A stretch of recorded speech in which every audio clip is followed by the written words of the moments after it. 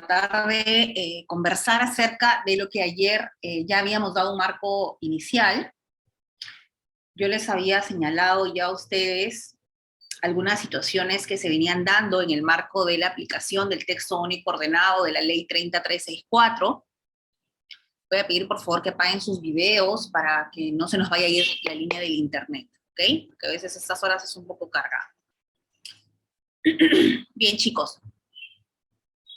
A ver, vamos a iniciar primero con un marco general, un marco referencial, para tener claro qué es lo que queremos abordar en este curso. A partir de la dación de la 30364, de este decreto supremo, el 004-2020, que fue emitido el 6 de septiembre del año 2020, se emitió en definitiva un texto único que tiene enfoques propios, que tiene principios propios, y es algo que hemos venido conversando ya con ustedes. No es la primera vez que me escuchan, algunos ya vienen conmigo a algunas clases. Igual este diplomado nos va a servir para poder, o este curso nos va a servir para tener claro más o menos cuál es esa línea de avance. Y nosotros siempre hemos partido de algo, siempre hemos tenido claro cuál es la política nacional vigente y el plan nacional vigente. Hoy lo voy a recordar de manera muy sucinta, pero nos vamos a enfatizar sobre todo en el material que les envié el día de ayer, que es importante para, sobre todo como abogados, que nos importa y nos interesa ver cómo se está aplicando el tema del texto único. Yo les había comentado ya en algunas clases respecto a que teníamos casi hasta el 2015 aproximadamente un plan nacional contra la violencia dirigida hacia las mujeres, en un marco de protección, tal vez coyuntural, que estaba enfatizado mucho en el tema mujer. Como parte final de este plan nacional se emite nuestra ley 30364. Ojo, nuestra ley 30364, no nuestro texto único ordenado. Adriana, las diapositivas te las han enviado ya a tu correo y los acuerdos plenarios los vamos a ver en la segunda parte del curso. ¿Bien? Vamos a primero tener un marco referencial, si no, no vamos a poder avanzar. Sí, doctora, se ha subido en el aula virtual de Uriápolis. Bien. Como les decía, como parte final de esta 30364 en el 2015, se emite la ley para prevenir, sancionar y erradicar la violencia contra las mujeres. De manera coyuntural, presidente de la República en ese entonces, Ollanta. ¿Por qué preciso esto? Porque mucho tiene que ver quién es el actor con poder de decisión, quién es el que quiere abanderar esta política nacional, quién quiere llevarla prácticamente, que esta implementación sea a todo nivel. En este plan está enfatizado en la mujer, efectivamente, y se da como producto final la 30364. Pero esta 30364 se emite sin un marco y una estructura que te permita implementar y lograr los fines con los que se había dado esta, o con la intención que se había dado esta 30364. Entonces, en el Perú se estaba yendo más o menos en una línea hacia tener el tema más organizado, a que se establezca el Centro Nacional de Planeamiento Estratégico, en el que toda política pública tenga ya una línea que tenga objetivos propios, actividades estratégicas propias, y se da justamente en esa línea el Plan Nacional contra la Violencia de Género. Ojo, resaltemos ahí el tema rojo. Uno está mujer, en el otro está género. ¿Por qué género? Porque es mucho más amplio. En el tema de género, aquí no solamente lo equiparamos al tema de identificarlo con una comunidad, tal vez con la comunidad LGTBIQ, sino lo que estamos haciendo es ampliar género a todo lo que es condiciones de vulnerabilidad, raza, clase, edad, pertenencia étnica, y otros supuestos que pueden estar, supuestos de incapacidad, de discapacidad, situaciones que podrían generar algún tipo de discriminación y que tenga que el Estado de alguna manera darle un tratamiento urgente y diferenciado. Entonces, eso es lo que trató de recoger nuestro plan nacional. Ahora ustedes me dirán, doctora, ¿pero ese plan nacional está vigente actualmente?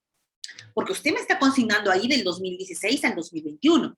Claro, en la época de Kuczynski se da este plan nacional, y a partir de este plan nacional, que es parte de una política nacional de lucha contra la violencia, se emergen, por ejemplo, planes específicos como el enfoque transversacional, por ejemplo, del enfoque de género, o actividades específicas para ir en contra de la lucha respecto no solamente al tema mujer, sino también al tema de género. Sin embargo, este plan nacional ha cerrado en el 2021. Y hasta la fecha, autores, no tenemos un nuevo plan nacional que pueda establecer nuevos objetivos, nuevo tiempo, casi 5 años más o menos, para ver cuál va a ser la línea. Nos estamos quedando solamente con la política nacional de lucha contra la violencia, que es una política macro, como parte del Estado. Perfecto. Entonces, más o menos ya tenemos el escenario, que lo que quiere el Estado es no solamente enfatizarnos en el tema mujer, sino también enfatizarnos en el tema de género. ¿Por qué les menciono esto? Miren, hay algunas críticas, como el día de ayer nos quedamos antes de que se interrumpa la conexión, es que la coyuntura actual a partir de los órganos jurisdiccionales de violencia ha hecho de que se genere una política de especialización, y los juzgados que antes veían los temas de familia, ahora se está generando esta subespecialidad de violencia y estamos teniendo ya un trámite específico, en algunos cortes incluso, tal vez ustedes litigan en esas cortes, ya tienen sus módulos de justicia específicos, sus juzgados específicos de violencia. ¿Cuál es la crítica aquí? Estamos generando una especialidad en el tema de mujer, en el tema de violencia, y estamos descuidando el tema niño, niña y adolescente. ¿Por qué? Porque ¿cómo vamos en esa línea de especialización respecto, por ejemplo, al tema de la alienación parental, el tema de la autodeterminación del niño, niña y adolescente al momento de intervenir en ese proceso judicial, que al final la decisión va a recaer en él, o va a tener una implicancia o una afectación? Entonces, incluso en este último, la ministra que recientemente ha salido, Anaí, nos menciona, por ejemplo, ya ha dejado ya el tema de esa presencia del ministerio en lograr generar procesos más céleres en el tema de adopciones, por ejemplo, o en los temas de desprotecciones. Importante también. Entonces, ¿qué es lo que se pretende con este nuevo enfoque de generar una especialización y tener juzgados especializados y también servicios especializados, como ustedes pueden ver en la diapositiva? Es que este plan nacional de alguna manera lo que busca es cambiar patrones socioculturales. Ahora, la pregunta es, ¿resulta para el Estado sencillo abordar un tema como un cambio de patrón sociocultural? Esto va a ser solucionado solo con la creación de órganos jurisdiccionales especializados o a través de una normativa específica. ¿Resulta suficiente eso para cambiar patrones socioculturales? Miren, el Tribunal Constitucional, y eso lo vamos a comentar más adelante en la resolución justo que estaba buscando, en la 3378-2019, proceso de amparo, incluso llega a cuestionar este texto único ordenado, o plantea, no es que el texto cuestione, sino que el texto dice, voy a abordarlo, porque tanto se está cuestionando el hecho de que este texto único ordenado incluso permita de que no se realice una audiencia en presencia de la persona a la que se le imputa ser la supuesta agresora, aunado a una serie de normativas, como por ejemplo, la dación del decreto legislativo 1470, que nos dice, podemos prescindir incluso de la audiencia. Puedo dictar medida de protección sin necesidad de tener una audiencia en la que esté presente esa parte o esa persona a la que se le imputa ser el gestor de sus actos de violencia. Entonces, miren ustedes cómo esas dos corrientes que les decía el día de ayer, de un grupo de abogados incluso, y que la comunidad y la sociedad, que el mensaje no está claro, tal vez, respecto a lo que busca o los fines de la política, y que dicen, doctora, ¿no se está generando una afectación al debido proceso? ¿No se está generando un mayor sustento, tal vez, o se le está dando mayor relevancia solo a la declaración de la víctima o de la supuesta víctima? ¿Qué está pasando ahora si simplemente se me está sindicando como causante de un acto de violencia, pero no se me está dando la oportunidad siquiera a demostrar a través o derrotar esa manifestación que se da, al momento de emitir esa denuncia, de simplemente señalar que yo soy agresor? Entonces, esto ha generado, aunado al tema de que se da el 1470 en un marco del estado de emergencia, de que empiecen a haber situaciones, vacíos, que considero tienen que ser de alguna manera delimitados, y en este evento justamente yo les quiero mostrar cuáles han sido estas dudas que se han venido mostrando a partir de los plenos que se han venido dando desde que se da este texto único. Miren, como les había señalado, se escucha muy bien, buenas tardes chicos, muy bien. Como les había señalado, la intención de la política es cambiar patrones socioculturales. Nuestro texto único lo que intenta dentro de su ámbito de protección es proteger, y es lo que voy a, ahorita rapidísimo voy a mencionar, voy a visibilizarlo para que ustedes me sigan. Como les digo, yo quiero hacer lo más didáctico posible. Bien. A ver, vamos a ver acá.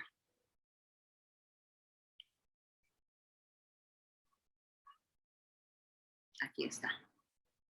Sí logran ver, ¿verdad? Esto de acá. Aquí estamos. Miren lo que dice el texto único ordenado en su ámbito de protección, porque vamos a partir del primer pleno, ¿ya? Que es lo que dice inicio, sujetos de protección. Artículo 7, miren. Bajo su texto único ordenado, dice, las mujeres, ¿quiénes son sujetos de protección? Las mujeres durante todo su ciclo de vida, niña, adolescente, joven, adulta, adulta mayor. B, los miembros del grupo familiar, entiéndase como tales, cónyuges, excónyuges, convivientes, exconvivientes, padrastros, madrastras, o quienes tengan hijos o hijas en común. Las y los ascendientes o descendientes por consanguinidad, adopción, afinidad, parientes colaterales hasta el segundo o cuarto grado de consanguinidad, adopción o segundo grado de afinidad, y quienes habiten en el mismo hogar siempre que no medien relaciones contractuales o laborales al momento de producirse la violencia. ¿Por qué les refiero a algo tan básico, doctores, como el sujeto de protección? Miren lo que se preguntaron, y aquí vamos, ustedes tienen a la mano ya, yo el día de ayer les envié su pleno regional. Vamos ahorita a abrir el pleno. A ver. Miren la pregunta que se vienen haciendo, o que se hicieron hasta ese momento los jueces. Estamos centrándonos entre el 14 y 15 de octubre, ojo, ¿ya? Del 2020. Aquí está.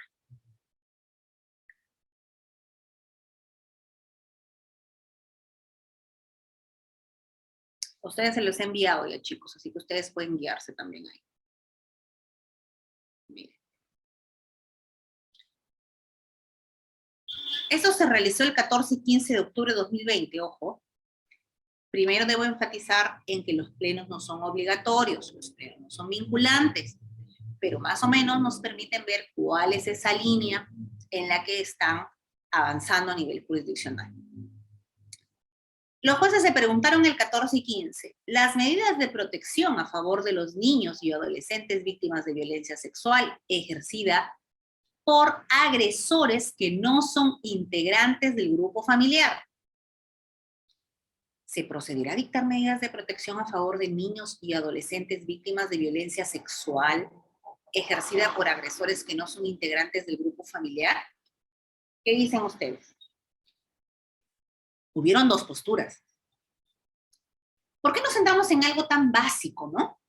Si al final el artículo 7 en su texto único dice claramente, mujeres durante todo su ciclo de vida y miembros integrantes del grupo familiar, hasta el cuarto grado de consanguinidad y segundo de afinidad. Punto, no habría más que discutir.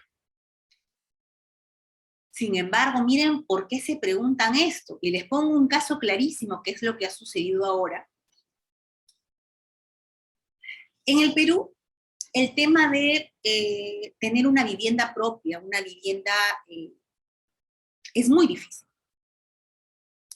Hemos tenido un caso de un niño, ojo, porque acá la pregunta no se refiere a niña que fue víctima de violencia sexual.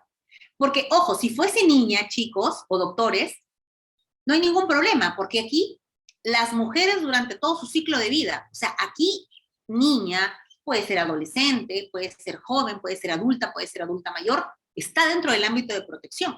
Indistintamente quién fuese el que cometiese, por decirlo así, el acto de violencia. Puede ser su papá, su vecino, su hermano, su pariente, su amiguito, el señor de la bodega, puede ser cualquier persona, puede ser una mujer, no hay ningún inconveniente. Porque nuestro texto único ordenado lo que intenta proteger es a la mujer en su ciclo de vida. Ello coherente con la Convención Belén do Pará, que dice protección de la mujer a asegurar una vida libre de violencia en todo su ciclo de vida. Niña, adolescente, mujer, adulta mayor.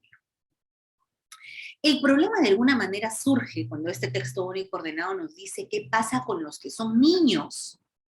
No niñas, sino niños, o adolescente, hombre.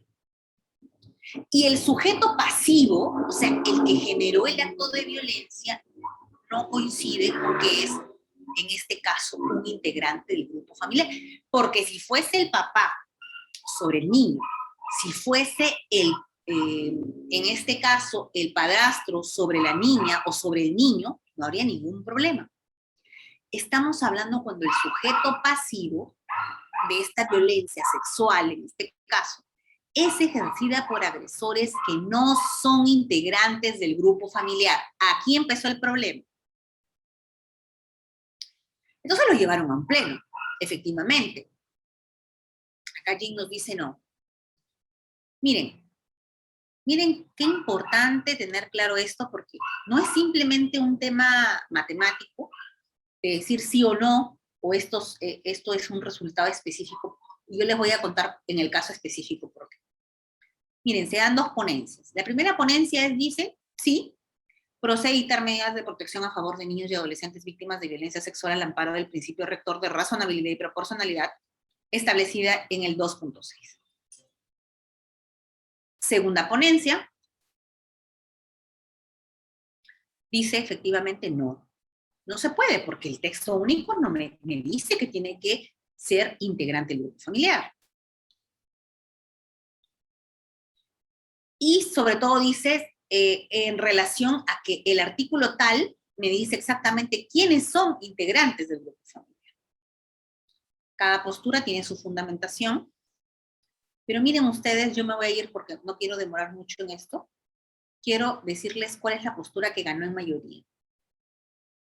Miren, doctores, la postura que ganó en mayoría, y que tampoco fue una mayoría arrasadora, fue la postura 2. O sea, para el Pleno en ese momento es que no se puede dictar medidas de protección.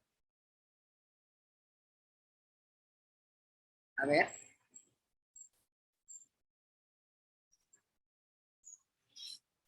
Acá está. Vamos a ver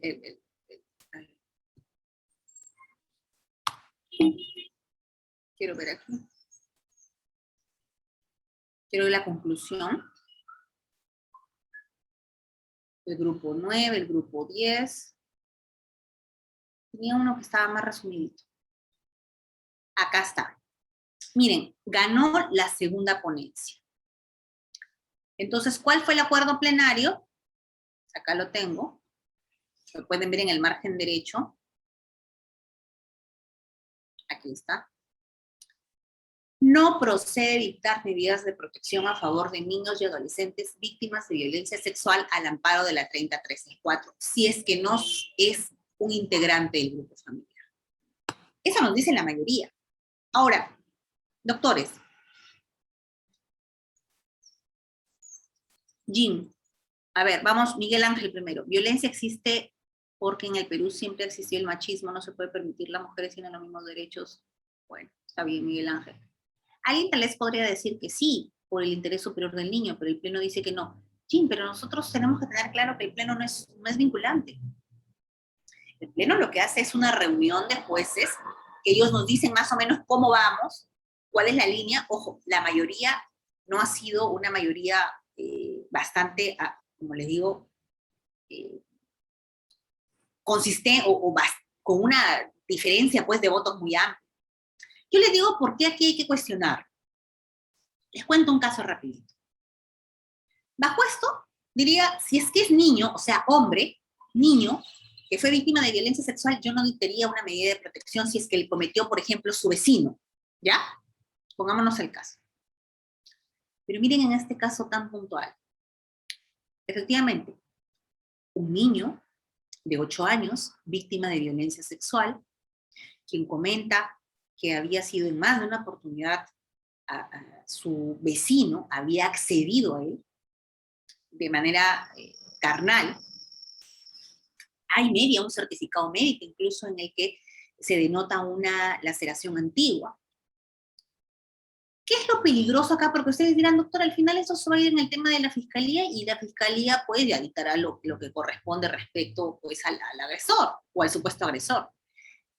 El que cometió el acto sexual, esta violación sexual, también era un adolescente, un hombre adolescente de 17 años. 16 años. Miren aquí si no se dictaban medidas de protección. Cuando el niño cuenta cómo se había dado las situaciones, el niño de 8 años, él dice que este adolescente tenían dentro del espacio en el que vivían, que era como una quinta, habían espacios en común, donde había una zona en la que a veces hacían las tareas, había un poco más de luz, bueno, que utilizaban como un espacio en común dentro de esta zona.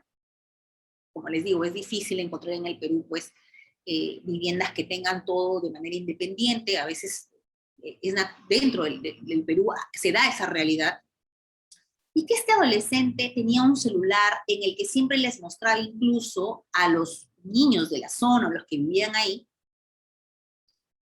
videos con contenido sexual. Y en un momento él refiere, el niño, incluso al momento de tener a la vista el expediente, de que incluso en presencia de uno de sus hermanitos, no del niño, sino del adolescente infractor, mostraba este material pornográfico y estos videos en los que se veía manteniendo relaciones sexuales a otras personas.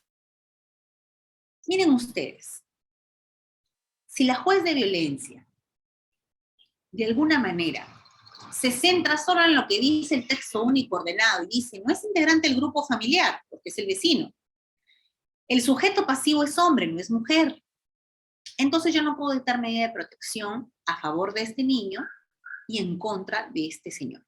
Ojo, estamos hablando de medidas de protección, no estamos hablando del tema penal, eso es otra cosa, eso es obviamente el tema penal inmediatamente se activa con el certificado médico, incluso eso ya corre su propio tema. Qué importante la medida de protección aquí, ¿por qué?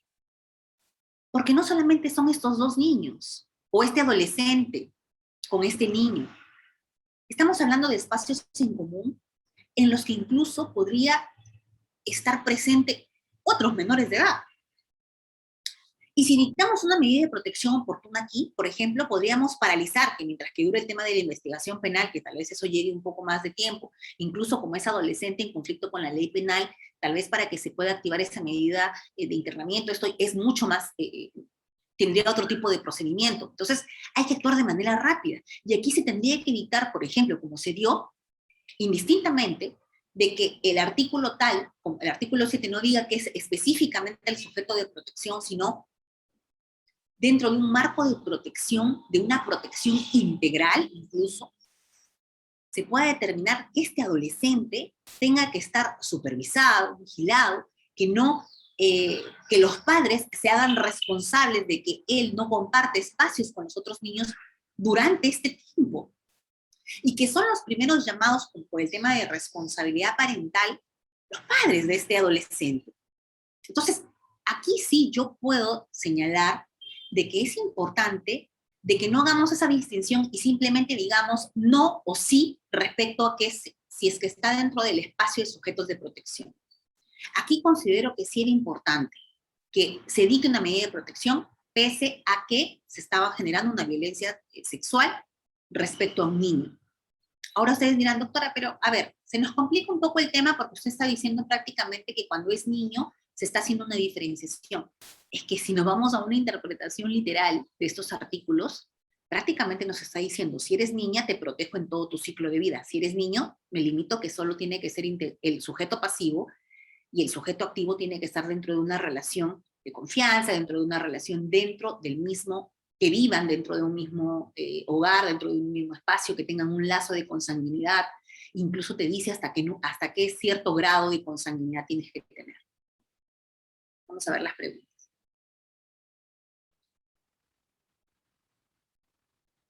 Mira, por ejemplo, nos dice, algunas fiscalías aplican la remisión, la ley de interés superior del niño sería la que valdría, porque la interpretación al pie de la letra de las normas del interés superior del niño.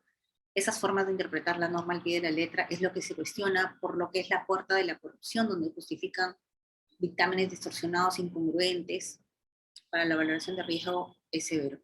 Claro, aquí no estamos, como les digo, el primer tamiz es el tema si analizas el ámbito de protección, si encaja o no en el ámbito de protección. Vamos a ir a la segunda pregunta, ¿verdad? Miren, el Pleno, esto es lo que se preguntaron los jueces en el 14 y 15 de octubre del 2020, y dijo, doctores, ahora mi pregunta es la siguiente, ¿se podrá otorgar medidas de protección a una mujer que alega haber sido víctima de violencia de género ocasionada por otra mujer? ¿O solamente tiene que ser el sujeto pasivo, en este caso un hombre?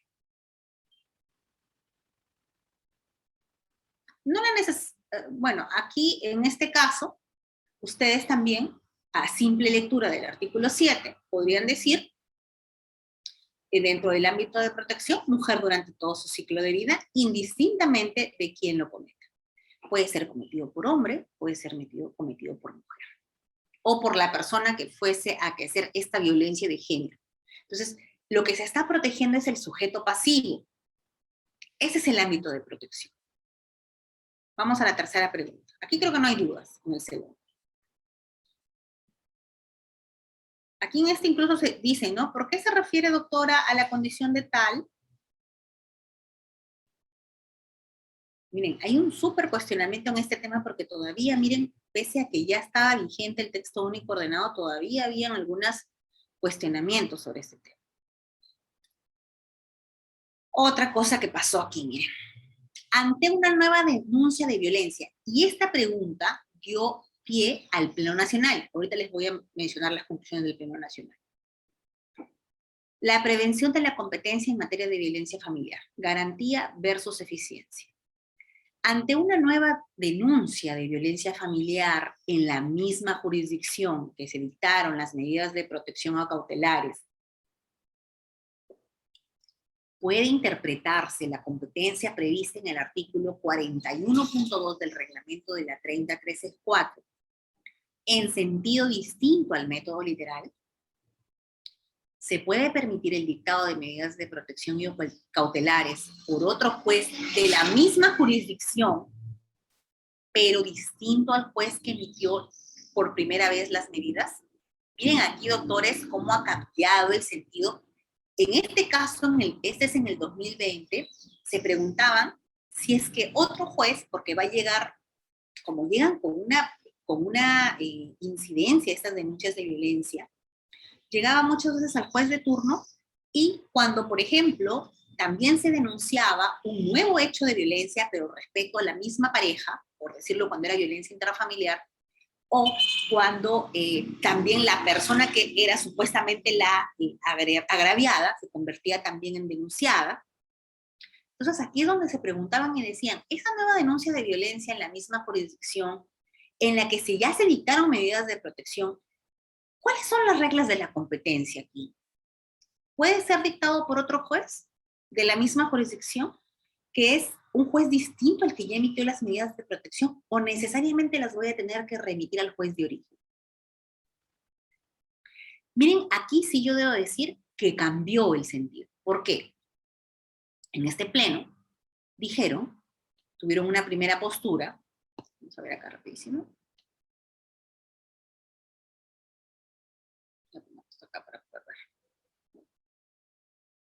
Una primera ponencia dijo no.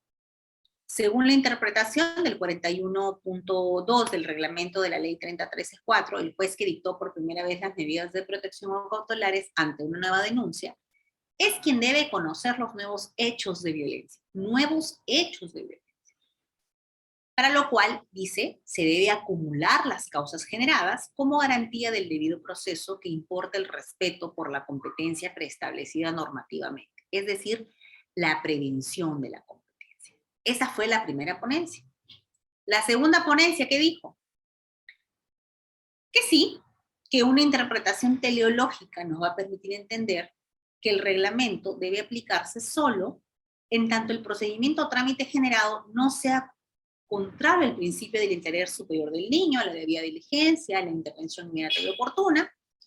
Así, ante una nueva denuncia, puede conocerlo un juez distinto al que dictó por primera vez las medidas de protección. Pero para eso tendría que expresar cuál es la motivación de expresar o cuál es la motivación de que este nuevo juez dicte una medida de protección. O sea, es decir, yo conozco un nuevo caso de violencia, un nuevo caso, no un nuevo caso, en realidad nuevos hechos de violencia respecto ya a un caso que se había llevado a nivel judicial y que ya incluso tenía medidas de protección. ¿Cuáles fueron la fundamentación de esto? Aquí se detienen mucho en el tema de las reglas de la competencia, que hoy no lo vamos a analizar, pero lo que vamos a visibilizar sí es la segunda ponencia, que es la que ganó.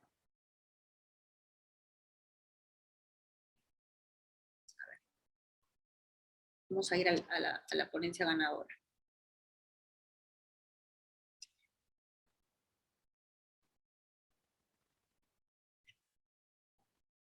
Efectivamente, miren, gana la segunda ponencia, pero con 27 votos.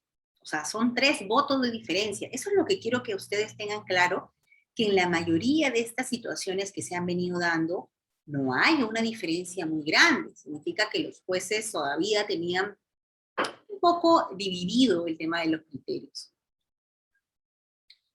Por acuerdo plenario, justamente se define que la segunda ponencia significa que a partir de una interpretación teleológica, permite entender que solo debe aplicarse en tanto el procedimiento o trámite generado no sea contrario a los intereses o al principio del interés superior del niño, la debida diligencia y la intervención en materia oportuna, y así significa que ante una nueva denuncia puede conocer un juez distinto al que conoció por primera vez las medidas de protección. Pero para eso dice, motívame por qué lo está haciendo. Tal vez por un tema de inmediatez, tal vez porque cuando llega ese nuevo hecho es algo tan urgente que tienes que dictar y entre que tú revisas el sistema integrado de justicia y lo derivas al juez que ya emitió medidas de protección con anterioridad, se podría generar una dilación que al final podría poner en riesgo incluso la vida o la dignidad o lo que queremos proteger de la agraviada. Pero miren, vamos a dejar de compartir acá, porque quiero compartir con ustedes. Harry nos pregunta, en el caso de la agresión de una mujer por otra mujer que no es integrante, claro, en el caso de que no es integrante del grupo familiar, acá sí está protegida por el texto único ordenado, porque es la mujer, recuerda Harry, en todo su ciclo de vida, indistintamente de que sea cometido por integrante del grupo familiar o por cualquier extraño o por cualquier persona. Ahora, vamos a compartir las conclusiones del Pleno Nacional. ¿Por qué las voy a compartir ahora? Para que ustedes vean cómo entre el 14 y 15 de octubre del 2020 hacia el 1, 2 y 3 de diciembre del 2022, las cosas cambian considerablemente.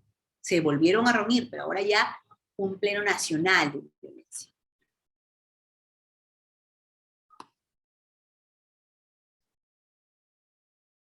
Luego vamos a retomar la parte de la clase, porque entiendo que no todos estamos ya en el nivel de resolver este tema crítico, pero siempre se nos va por el tema del tiempo, así que he empezado con esto.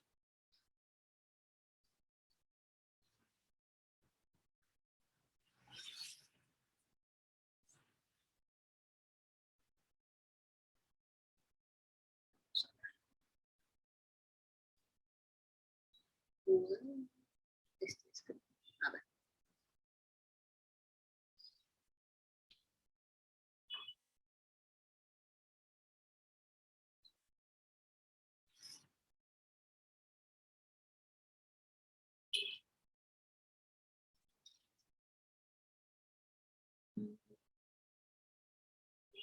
A ver, a ver, a ver. Pleno Nacional.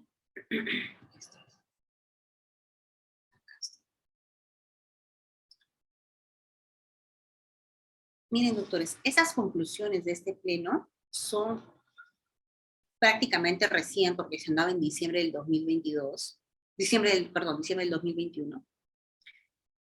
Y aquí, justo en razón de la pregunta que les había señalado en el pleno regional, miren lo que se llevó. ¿Recuerdan ustedes que dije con el tema de la competencia, que si el juez, el nuevo juez, podía conocerlo, incluso pese que ya se había dado con anterioridad incluso un dictado de medidas de protección? Miren lo que dice acá el Pleno Nacional. Se pregunta, acumulación de denuncias en el marco de procesos por violencia contra las mujeres e integrantes del grupo familiar. Cuando, acá se ponen un supuesto y dicen, cuando ambas partes son denunciados y denunciantes al mismo tiempo. Lo que dicen agresiones conjuntas o agresiones mutuas. ¿Qué pasa? Que se interpone una denuncia respecto a, en condición de supuesta agraviada respecto al supuesto agresor, sin embargo, por un tema de que uno lo hizo entre la comisaría, otro fue ante el Centro de Emergencia Mujer, la otra persona está en condición de agresor o de supuesto agresor, cambian los roles. Y esas denuncias no siempre llegan con la inmediatez al órgano jurisdiccional en un primer momento, sino que puede ingresar de manera inicial el que es noticiado por la comisaría, y en otro momento puede llegar, por ejemplo, la del Centro de Emergencia Mujer, en el que los roles han cambiado. Y aquí la pregunta para el magistrado es, ¿qué hago en este caso? ¿Hay una acumulación de denuncias en el marco de estos procesos de violencia? Sí, efectivamente. Ahora, ¿qué debo hacer en esa acumulación? ¿Corresponde la acumulación de procesos en la fase de protección tutelar en los casos de violencia contra las mujeres integrantes del grupo familiar cuando existen denuncias mutuas o denuncias conjuntas por violencia entre, ojo, las mismas partes implicadas, lo que les había dicho, ese cambio de roles? De ser el caso, ¿quién es el juzgado que va a ver esa acumulación? Entonces, miren, aquí también se dieron dos ponencias, porque el tema no está tan... Aparentemente el tema de violencia es un tema muy sencillo, ¿verdad? Pero miren, los jueces no lo hacen tan sencillo, porque ellos justamente se reúnen para esclarecer este tipo de situaciones. Ojo, repito, no es vinculante. Esto es más o menos un mapeo de cómo vamos avanzando en esta línea, de cuál es la idea que tienen ellos respecto a la acumulación de denuncias en esta fase de proceso tutelar. Y la primera ponencia dice que sí corresponde acumularlos. Porque son denuncias al final que recaen entre el mismo sujeto, los mismos sujetos, sino que con distintos roles. Dice, va a proceder dicha acumulación en tanto y en cuanto se den entre las mismas partes, o también cuando se den en relación con sus hijos o hijas menores de edad, y su objetivo es evitar la revictimización de las personas agraviadas. Es decir, si yo como juez estoy analizando un caso en el que una persona es agraviada, supuestamente es la agraviada, y es el agresor, y otro juez va a analizar el caso en donde esa misma persona que es agraviada acá está sindicada como agresora, y voy a tener que en ambos casos, no necesariamente en el marco de audiencias, porque eso lo vamos a ver hoy que se prescindía con el 1470, sino que dice, ¿para qué vamos a promover en este caso, volver a reactivar en este caso, si son los mismos sujetos? Evitemos la revictimización de estas personas, sobre todo de la persona agraviada, cuando estén en relación con la aplicación de la sustitución o la ampliación de las medidas de protección neocautelares dictadas, o dejar sin efecto las mismas. Dice, esta acumulación debería realizarse ante el juzgado que conoció la primera denuncia, tomando en cuenta las relaciones de poder, la discriminación y la vulnerabilidad. Entonces, ¿qué nos está diciendo en este pleno? Miren, nos dice, si acá hay una nueva denuncia con roles diferentes, entonces que lo conozca o remítele copias prácticamente al juez en el que ya dictaste medidas de protección, porque como se supone que es un tema de inmediatez, en el que ya tenía otro rol o otra condición, y ya se dictó una medida de protección, entonces anotíciale y que ellos, para que puedan hacer un abordaje integral y se evite la revictimización, ese juzgado inicial que conoció la primera denuncia pueda dar ese abordaje integral de la problemática. Eso es lo que dice respecto a la acumulación. Miren cómo va cambiando la tendencia, porque recuerdan que en el regional no decía eso. No específicamente en un caso de agresiones al final mutuas, porque eso es lo que venía a ser el caso en concreto. Esa es la primera ponencia. Vamos a ver si le gana esa ponencia. En cambio, la segunda ponencia dice no va a corresponder a acumulación de denuncias en fase de proceso tutelar. ¿Por qué? Porque el reglamento así lo dice. Todavía tenemos jueces que analizan ponencias respecto a análisis interpretativos de manera literal. Algo que ustedes también en estos comentarios que me están dejando, dicen, doctora, obviamente, vamos a retroceder, pues, si estamos a partir de una dación de un texto único con principios propios, con enfoques propios, con nuevas tendencias, con nueva forma de ver el derecho, con un cuerpo normativo muy convencional, y vamos a seguir haciendo análisis totalmente literales. Es un contrasentido, claro está. Entonces, pero tenemos esa ponencia también, y hay jueces que se adhieren a una y hay jueces que se adhieren a la otra. Pero felizmente en este caso creo que fue lo más salomónico, que vamos a ver la decisión.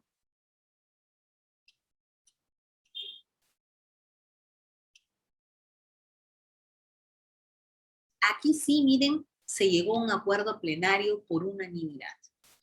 Sí va a corresponder la acumulación de denuncias en fase del proceso de protección tutelar, en los casos de violencia contra las mujeres, y sí procede dicha acumulación en tanto se dé entre las mismas partes o en relación con sus hijos menores de edad, y su objetivo efectivamente es evitar la revictimización de las personas agraviadas, sobre todo cuando están en aplicación, en relación con la aplicación de la sustitución o ampliación de medidas de protección. ¿Por qué? Porque si yo ya tengo un caso en el que emití medidas de protección y me anotician de un nuevo supuesto hecho de violencia, entonces yo a partir de un abordaje integral puedo saber si en realidad lo que está pasando es que se volvieron a encontrar, pese a que yo dije alejamiento, retiro del hogar, y se volvieron a generar estos conflictos porque, por ejemplo, pese a que yo precisé de que solamente se mantenga comunicación por un tema específico de los hijos en común, en el tema alimentario, en el tema de satisfacer necesidades de recreación o cualquier otro tipo de necesidad, sin embargo, eso no se está dando. Entonces hay un cierto incumplimiento de las medidas de protección que se emitieron en una primera oportunidad. Entonces, ese juez que tuvo el caso podrá analizar a partir de un abordaje integral cuál es la problemática, cuál es el conflicto actual. ¿Cambio la medida? ¿Sigo manteniendo las mismas medidas? ¿Me corresponde tal vez sustituirlas? ¿Me corresponde tal vez ampliarlas? Entonces, esto sí es más coherente. El tema del pleno del 2021, diciembre, es mucho más coherente a los conflictos actuales. Y miren, hubo, en este caso también, a ver, hay otra pregunta importante. Hoy vamos a resolver eso. Estamos dedicándonos este domingo a resolver estos plenos, porque casi no se hace, no hay cursos sobre esto, pero vamos a tratarlo hoy acá en Audiópolis.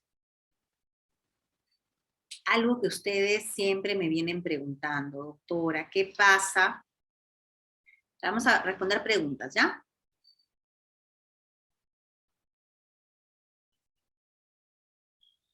A ver, vamos a ver. No tiene mucho tiempo para tocarlo todos los temas. La otra no tiene mucho tiempo. Jim, a ver, Jim, prende tu audio. ¿Qué es lo que sucede? A ver, indícame. ¿Qué tema faltó? Dice, un pleno entiendo aclara las dudas de la ley y el fiscal me indicó que no es la ley, que él no se rige por el pleno. Claro, está muy bien. Mariela, el pleno no es obligatorio, no es vinculante. Lo que estamos haciendo es analizar cómo es que se viene dando el tema, ¿no?, a nivel jurisdiccional. Porque al final ustedes van a litigar en esos espacios. Nosotros litigamos en razón de lo que ven los jueces. Es compleja esta ley 3034, aún falta revisarla. Es compleja porque no vamos a encontrar una ley que nos determine todos los casos, estimada María. O sea, es difícil que encontremos ni siquiera, pues, o sea, para eso también existen jueces, ¿no? Para poder interpretar, para poder analizar casos difíciles, casos en los que incluso podemos utilizar convencionalidad.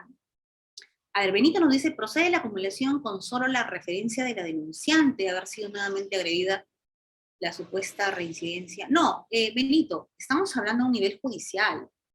O sea, el tema de la acumulación solamente se va a dar cuando tú revises, por eso dice, el juez tiene la obligación de revisar el sistema integrado de justicia porque tenemos un sistema integrado. A mí me llega un caso, como efectivamente ahora se está dando, llega un caso de violencia y lo que tenemos que hacer es revisar el sistema. Revisamos si es que tienen procesos de alimentos pendientes, si es que tienen procesos de demencia pendientes, revisamos si tienen procesos de violencia anteriores con ya emisión de medidas de protección para determinar si es que ya había un proceso, el incumplimiento o el supuesto incumplimiento de esas medidas ya dadas y de alguna manera sustituir o ampliar las medidas. Ojo. Alex dice, pero si el mismo hecho y se denuncia, pero si es el mismo hecho y se denuncian mutuamente, ¿a quién se le concede las medidas de protección? Excelente pregunta, Alex Cadillo. Y es que lo que dice el texto único ordenado es que yo como juez lo que voy a analizar es lo que tengo en el expediente. Miren, he tenido un caso hace un ratito, hace un tiempo, hace unos días, justamente en el que no ha llegado todavía la otra denuncia. Entiendo, va a llegar posteriormente. Como les digo, el caso es así. Usted y su pareja, por decirlo, imaginemos que es violencia intrafamiliar, tienen un conflicto, una situación que ha habido violencia física y violencia psicológica de por medio. Perfecto. Pero ha habido, la persona que denuncia, en este caso, imaginemos, es la mujer. La mujer va al centro de emergencia mujer y le hacen un certificado, por ejemplo, nos mandan un certificado médico legal y arroja uña, por ejemplo, que ha habido una laceración a nivel del cuello, por ejemplo, le intentó tal vez ahorcar, en el certificado médico, perfecto. Pero en la declaración también consta, aparte en los actuados a nivel policial, porque aquí lo que hace es anoticiar, la policía nos anoticia, obra también el certificado médico legal del hombre. Y él también tiene rasgos en las manos, por ejemplo, ¿no? Heridas de uña, desgarro, qué sé yo. Más o menos nos da a entender de que ha habido pues una situación en la que ambas personas se han agredido físicamente. Pero ojo, el tema de las agresiones mutuas no significa, bueno, como ambos se agredieron, entonces no hay violencia psicológica y no hay violencia física, no hay ningún tipo de violencia porque ya cada uno recibió lo que tuvo que en ese momento en la pelea y ya está. O la otra opción es, como ambos se violentaron, ambos son agresores y ambos son víctimas de violencia y ambos son o están en la condición de denunciados como agresores. No funciona así. Funciona que como juez yo me noticio del primer hecho. A ver, vamos por partes. Yo me noticio del primer hecho, que es la violencia que llega primero. Así, literal, como lo escuchan. O sea, la denuncia que llega primero. Entonces llega primero mi denuncia de, en este caso, el rol de que ella es la víctima y él es el supuesto agresor. Entonces yo analizo el certificado médico respecto a ella. Y si bien es cierto en el expediente puede obrar otro certificado médico, yo no tengo por qué en ese momento decidir sobre el acto de violencia que se ha generado. Sí me va a servir para analizar el contexto, ojo, porque incluso me puede dar luces de que en el otro certificado, si una tiene, la mujer, por ejemplo, tiene estas huellas de su pareja la ha querido ahorcar y el otro tiene uñas en las manos, justamente me pone claro el contexto de lo que era, no es que ha habido violencia recíproca, sino que prácticamente ha sido un acto de protección que ella intentó defenderse o una reacción, como dice incluso el informe de Defensoría del Pueblo, que se espera que una mujer no se defienda, pero ante una situación así, pues, la reacción puede ser esa. Ahora, yo como juez tengo que determinar si es que fue reacción, si es que en realidad fueron agresiones mutuas, no. Yo lo que tengo que dictar es medidas de protección o medidas cautelares que protejan en ese momento de la persona que se siente ha sido afectada, tanto en por un tema físico, psicológico, económico, por un tema estatal también incluso. Lo que aquí se está hablando es de que, por ejemplo, yo analizo y dicto las medidas de protección sobre esa persona, pero pasado mañana o al día siguiente o a una hora más tarde, llega e ingresa la denuncia que él hace, que él ha sido la víctima y que ella ha sido la supuesta agresora. Aquí dice, ¿qué tengo que hacer como juez? Aquí yo analizaré ese nuevo hecho de violencia, pero con una visión integral. Voy a evitar la revictimización, voy a hacer un abordaje integral porque yo ya emití medidas de protección sobre el primer caso. Y voy a ver si la sustituyo, es decir, no le correspondía a él, entonces le correspondía más bien que se le dé el tema del alejamiento respecto uno del otro, o pueda sustituirla, pueda ampliarle, por ejemplo, un tema de patrullaje constante respecto a la supuesta agresora, o a la supuesta víctima, perdón. Entonces, lo que quiero que me entiendan ustedes, doctores, es que no es que si es que ambos se golpearon, eso se tiene que analizar indistintamente cada caso en concreto que llega y se pone a nivel judicial, y tengo que analizar tanto, incluso necesito solamente indicios razonables para poder emitir una medida de protección. Indistintamente que tenga que tener o no los certificados médicos, o los informes psicológicos o las fichas de valoración. A ver, vamos a avanzar y vamos de nuevo con las preguntas, porque sí veo que hay bastantes preguntas. Algo que ustedes mucho me preguntan, doctores, es el tema del 1470. Miren, yo no estoy poniendo ahorita la diapositiva para poder avanzar lo más que se pueda, creo que ya vamos una hora, rapidísimo. Es que miren, el 1470, ¿qué nos dice? Nos dice, estamos en tiempo de COVID. Y como estamos en tiempo de COVID, en tema de emergencia, tiene que primar la flexibilización, tiene que primar el informalismo, tiene que primar las herramientas tecnológicas, y voy a dejar de compartir acá para poderles mostrar la diapositiva, para que ustedes se guíen con mucho más facilidad, porque quiero que me entiendan. Miren, vamos a bajar a la 1470, ¿ya? Miren, ahí está el 1470. Decreto 1470, ¿qué dice? Establece medidas para garantizar la atención y protección de las víctimas de violencia contra las mujeres y los integrantes del grupo familiar durante la emergencia sanitaria, durante el COVID. ¿Qué nos dice? Tiene que ser excepcional, tiene que haber un mínimo formalismo, puedes prescindir de la audiencia, puedes, no dice debes, dice puedes. Puedes hacerlo con la información que tengas disponible. Te dice, si incluso no tienes ficha de valoración de riesgo, adelante, dale mayor fortaleza a la declaración de la víctima. No tengo informe psicológico. No puedo dictar medidas de protección, ¿no? Ya el Pleno nos dijo también. No tengo esa documentación porque por el tema del COVID, o tal vez por la circunstancia del caso, por la inmediatez, no la puedo tener. No me es posible obtener, pero voy a dictar medidas de protección igual. Si es que tengo la certeza para emitir. Es decir, voy a decidir sobre ello. Tal vez no corresponde emitir, pero igual tengo que decidir. Este decreto 1470 es excepcional, definitivamente, y prioriza el tema del recurso tecnológico como la primera herramienta. Ahora, hay cosas de fondo en el tema del 1470 que lo que creo yo está haciendo una distorsión de lo que en realidad quiere lograr ese texto único ordenado, y también el 1470. Los jueces se preguntaron nuevamente en diciembre y dijeron, ¿acaso es una exigencia no hacer audiencia? ¿No hacer audiencia es una exigencia o es una facultad? Y miren lo que se responde. Vamos a ver aquí.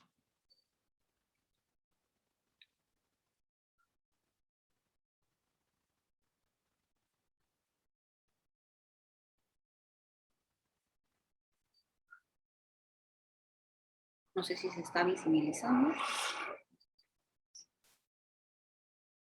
Pleno Jurisdicción Nacional.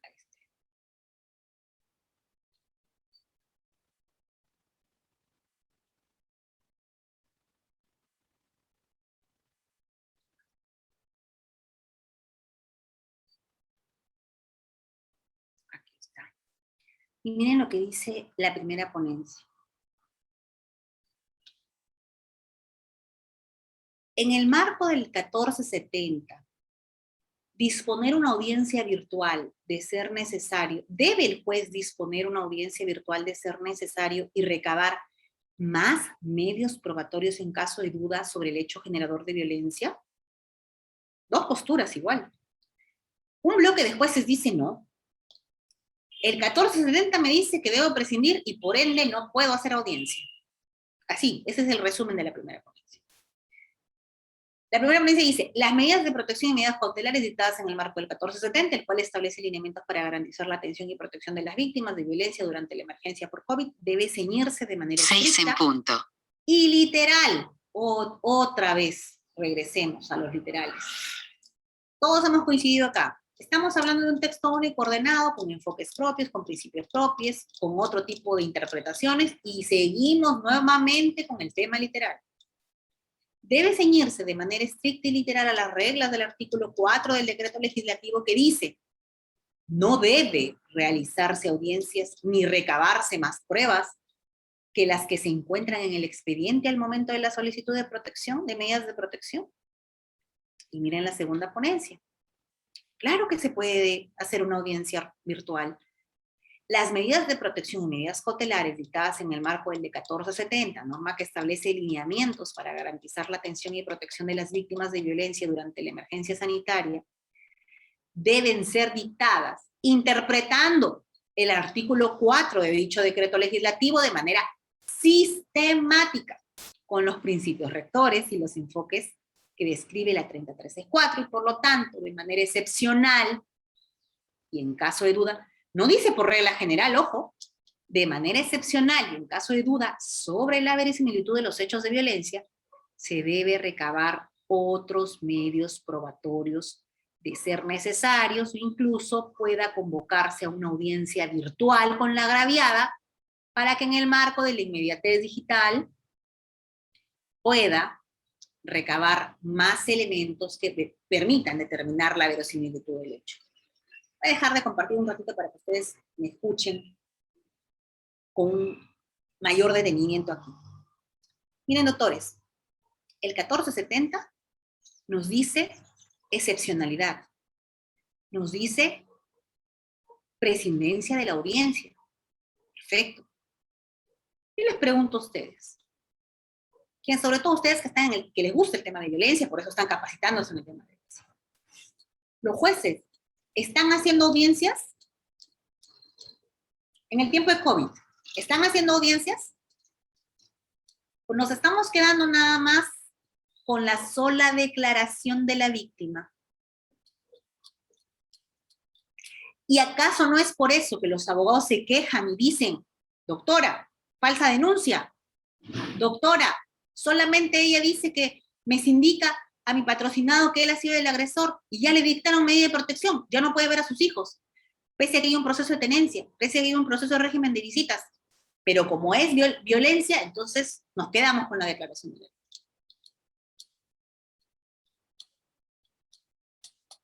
¿Qué dijeron los jueces? Efectivamente, está pasando eso. Está existiendo una distorsión aquí. Pero los jueces dicen, pero no es mi culpa, porque el decreto legislativo 1470 de manera literal nos dice, no necesitas hacer audiencia. Y si no necesito hacer audiencia, entonces, ¿cómo recabo más medios probatorios? Si, por ejemplo, ese relato no es, como dice, tan coherente, ese relato de la víctima tal vez no es un relato consistente, tanto en todos los actuados que se han dado a nivel policial. Entonces, miren lo que dijeron en el pleno, se lanzaron dos posturas. Uno dijeron no porque no deja, el 1470 no me permite. Tú dicta con lo que tienes. En el otro dijo, oye, pero vamos a hacer un análisis sistemático. Total, ¿acaso el texto único ordenado no es pues el marco normativo con enfoques propios, con principios propios? Imagínense el principio de debida diligencia, que implica que el Estado es el que tiene que actuar, intervención inmediata y oportuna, principio de no discriminación. Entonces, en el marco de eso, más allá, Irene, de que si es justo o es injusto, estamos hablando a nivel judicial de las herramientas para yo poder motivar mis decisiones. Sino, ¿qué está pasando? Estamos emitiendo decisiones sin fundamento. Pero miren, ¿qué pasa acá? ¿Qué dijeron en el pleno? Recién en diciembre del 2021, o sea, ahorita, hace 2 meses, recién han llevado a acordar de que, bueno, ya, de manera excepcional, vamos a hacer audiencia. O sea, ahorita, 2 meses atrás.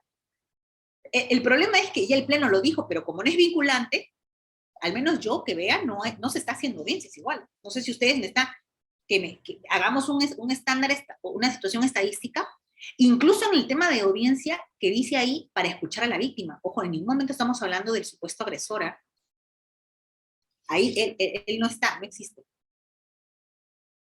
Claro, porque le tenemos que dar mayor confianza y firmeza al testimonio de la víctima. Y eso está muy bien. O sea, no podemos negar que el tema de la violencia sistemática, de alguna manera, o una violencia histórica por años respecto a la mujer, yo no es que esté en contra y a favor. Hay muchos que me dicen, no, es que la doctora Tania, en realidad, como está en el tema de la violencia contra la mujer, ella está a favor de la victimización más bien y se está generando una... No, yo estoy hablando de cosas sensatas y ciertas. Yo estoy hablando a partir de temas judicializados, a situaciones que en realidad incluso los propios jueces todavía estamos en una situación de cuáles son nuestras herramientas. No todos los jueces utilizan convencionalidad para solucionar casos difíciles.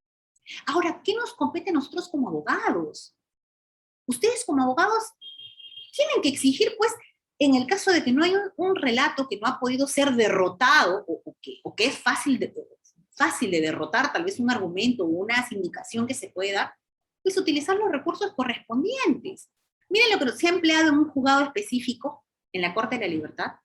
Han dicho, en mi caso particular, les comento, porque ahora estoy viendo el tema de violencia de manera directa como juez, hemos dispuesto a las videollamadas como herramienta fácil y no estoy yendo en contra del decreto legislativo 1470, hago la videollamada y verifico. ¿Y por qué es importante analizar y escuchar a la víctima? Y yo sí estoy a favor de escuchar a la víctima. ¿Por qué? Doctores, porque el contexto de violencia difiere entre que denuncias y entre que emites la medida de protección. Ese tiempo que dice 24 horas, perfecto, pero en esas 24 horas que en realidad no se convierten en 24 horas porque hasta que ese proceso llega al órgano jurisdiccional hay un intervalo mucho más amplio, el contexto de violencia puede cambiar, puede haberse tal vez, no sé cómo decir, agravado, o puede ser también que si es una relación intrafamiliar, la relación de ellos se haya estabilizado, por decirlo de alguna manera, y la señora ya no quiera ese alejamiento, ya no quiera ese retiro. ¿Y qué gana el juez dictando un retiro del hogar cuando es la persona que no quiere retirarse o no quiere vivir lejos de su pareja? ¿El Estado se involucra ahí? Ojo, yo no estoy diciendo de que en los casos de violencia, porque son hechos que han sido cometidos y que sobre ese hecho, en esa línea de tiempo, se tiene que aplicar una medida de protección. Eso, así la señora diga que ya no, o el señor diga, yo no, ya no lo voy a hacer, ya no, ya estamos bien, estamos muy bien, ya no hemos renovado votos, eso no tiene nada que ver. Pero el otorgamiento de la medida de protección tiene que ser coherente con el contexto actual, coherente con el contexto. Entonces, ojo, aquí en el Pleno dice, específicamente, se puede dar una audiencia cuando quiero recabar nuevos medios probatorios o quiero darle una certeza y una coherencia a esa denuncia. Entonces el juez sí tiene esa herramienta, pero no necesitamos esperar plenos. Eso de por sí lo dice el texto único ordenado a través de sus enfoques. Pero yo lo que quiero enseñarles a ustedes en esta clase es que aún así a nivel judicial todavía tenemos esas dudas. Y esas dudas son perjudiciales. ¿Por qué? Porque ¿cómo afecta la seguridad jurídica? Si nosotros como abogados litigamos en espacios en los que tal vez los órganos jurisdiccionales tampoco están claros en que si vamos a hacer o no, tenemos que decidir solo con lo que dice la denuncia o no. Ese es el problema, doctores. Ese es el abordaje que quisiera que se pueda entender. Vamos a compartir ahora la conclusión de esta ponencia. Y dice, el decreto legislativo 1470, publicado el 27 de abril del 2020, establece que las medidas temporales para garantizar la atención y protección a las víctimas de violencia durante el COVID debe ser interpretado de manera sistemática y conforme a la finalidad de sus principios rectores. Perfecto. Significa que si quieres recabar, puedes disponer la realización de ciertas pruebas. Correctamente. Esto sí ha sido, felizmente, aprobado. Vamos a ver con cuánto se aprobó. Miren, 88 votos. O sea, 16 votos decían incluso que no. ¿No se puede ver, doctora? ¿No se puede ver? A ver. No, doctora, disculpe. Disculpen, chicos. Este es. Ahora sí, chicos. Ahora sí, doctora. Miren, la segunda ponencia de que sí podemos realizar audiencia en casos excepcionales para tomar nuevos medios probatorios, para darle solidez a esa denuncia, para poder, de alguna manera, si vas a emitir una medida de protección, tenga un mayor sustento. 88 votos. O sea, todavía 16 estaban todavía en que no. El decreto 1470 dice que no y no. No se debe hacer audiencia. Y miren, aquí, para mí esos son temas importantes y ahora voy a regresar con el tema del 1470, voy a ir a una sentencia del Tribunal Constitucional, la que les había comentado ahorita, pero antes de pedirla, voy a dar también espacio a que levanten la mano, chicos, no se preocupen, pero vamos a acabar el tema 3 porque quiero que no se me vayan en la línea de trabajo que estamos haciendo. Miren, chicos, hay algo que también me preguntan mucho. El tema de las medidas de protección derivados del incumplimiento de decisiones judiciales de tenencia y régimen de visitas. ¿Qué pasa? Los conflictos familiares, y ya ustedes que son alumnos antiguos de Udiapolis, que siempre tienen estas clases magistrales con el doctor, tenemos la suerte de escucharlo al doctor Manuel Bermúdez Tapia en el tema de estos entroncamientos, estos temas tan difíciles respecto al tema de los conflictos familiares, tan complejos, tan amplios, en los que las decisiones judiciales, como él siempre viene diciendo, no dan, en realidad no es un parámetro de solución, sino que muchas veces lo que hace es agudizar el conflicto familiar, ¿verdad? Eso ya lo tenemos claro. Pero miren, ¿cómo si hay una mezcla ahí? Cuando, por ejemplo, tenemos procesos en los que ya tenemos decisiones judiciales, como por ejemplo en el tema de la tenencia y el régimen de visitas, pero en ese marco hay también conflicto, claro que lo hay. ¿Surgen contextos de violencia? Efectivamente.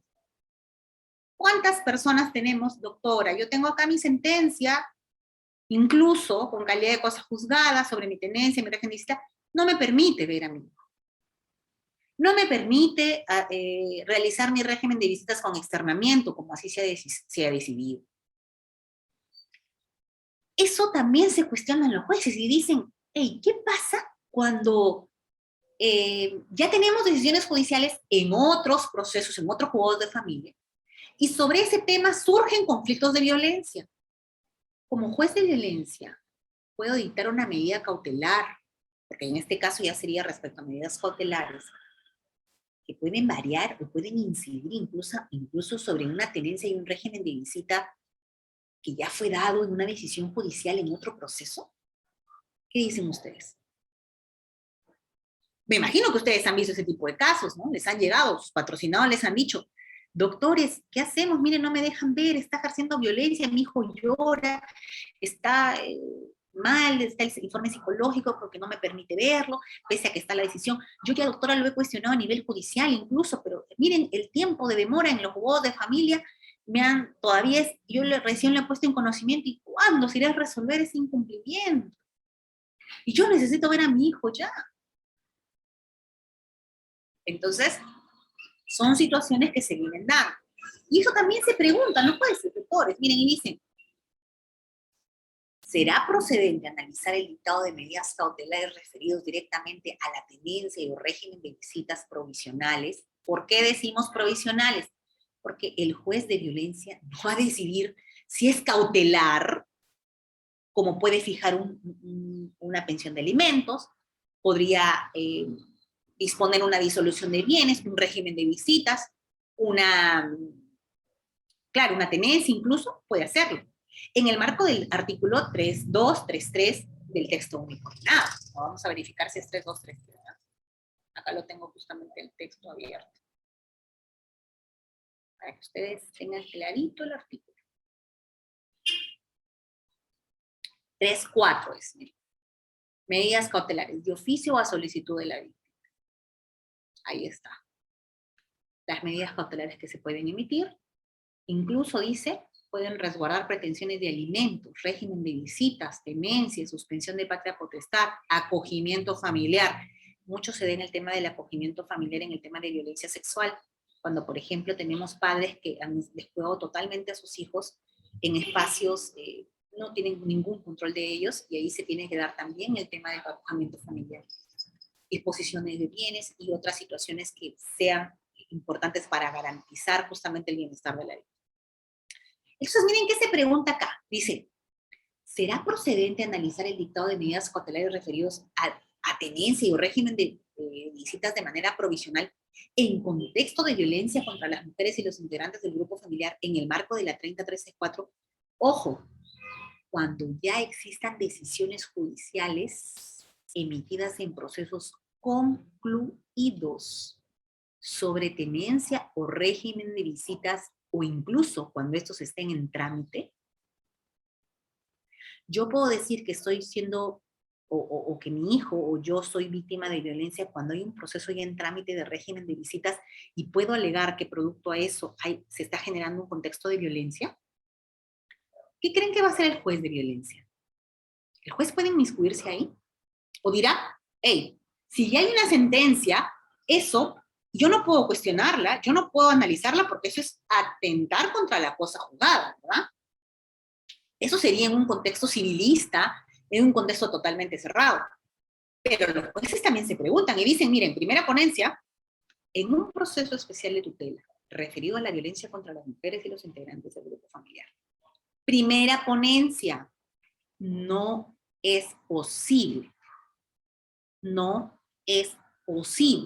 analizar el dictado de medidas cautelares sobre tenencia y o régimen de visitas cuando existen decisiones sobre esta materia. Te dice, si ya hay una decisión en régimen de visitas y en tenencia, entonces tú, juez de violencia, no puedes hacer nada. No puedes dictar medidas cautelares ahí. Porque eso ya tiene su proceso. Y ahí se tiene que ventilar, en ese proceso ordinario incluso. ¿Tú por qué vas a decidir ahí? Que cuenten con un pronunciamiento definitivo o incluso, miren, se encuentra en trámite, debido a que si tú te inmiscuyes, juez de violencia, estarías desconociendo las sentencias con calidad de cosa juzgada y estás vulnerando lo dispuesto en el 139, inciso 2 de la Constitución. Incluso te pone en la ponencia el expediente del Tribunal Constitucional, el 3525-2017, el derecho a la cosa juzgada guarda estrecha relación con el principio de la seguridad jurídica, que dice, ningún juez puede, mutuo propio, desconocer una decisión judicial recaída en otro proceso, pues ello le restaría certeza y predictibilidad a las consecuencias que se derivan en las resoluciones judiciales. Asimismo te dice, no solamente me estás afectando lo que dice el Tribunal Constitucional, me estás afectando también el artículo 4 de la Ley Orgánica del Poder Judicial, porque en la Ley Orgánica te dice, ninguna autoridad, ningún juez de violencia, en este caso, cualquier sea su rango o denominación, fuera de la organización jerárquica del Poder Judicial, puede abocarse al conocimiento de causas pendientes ante el órgano jurisdiccional. Miren esta ponencia.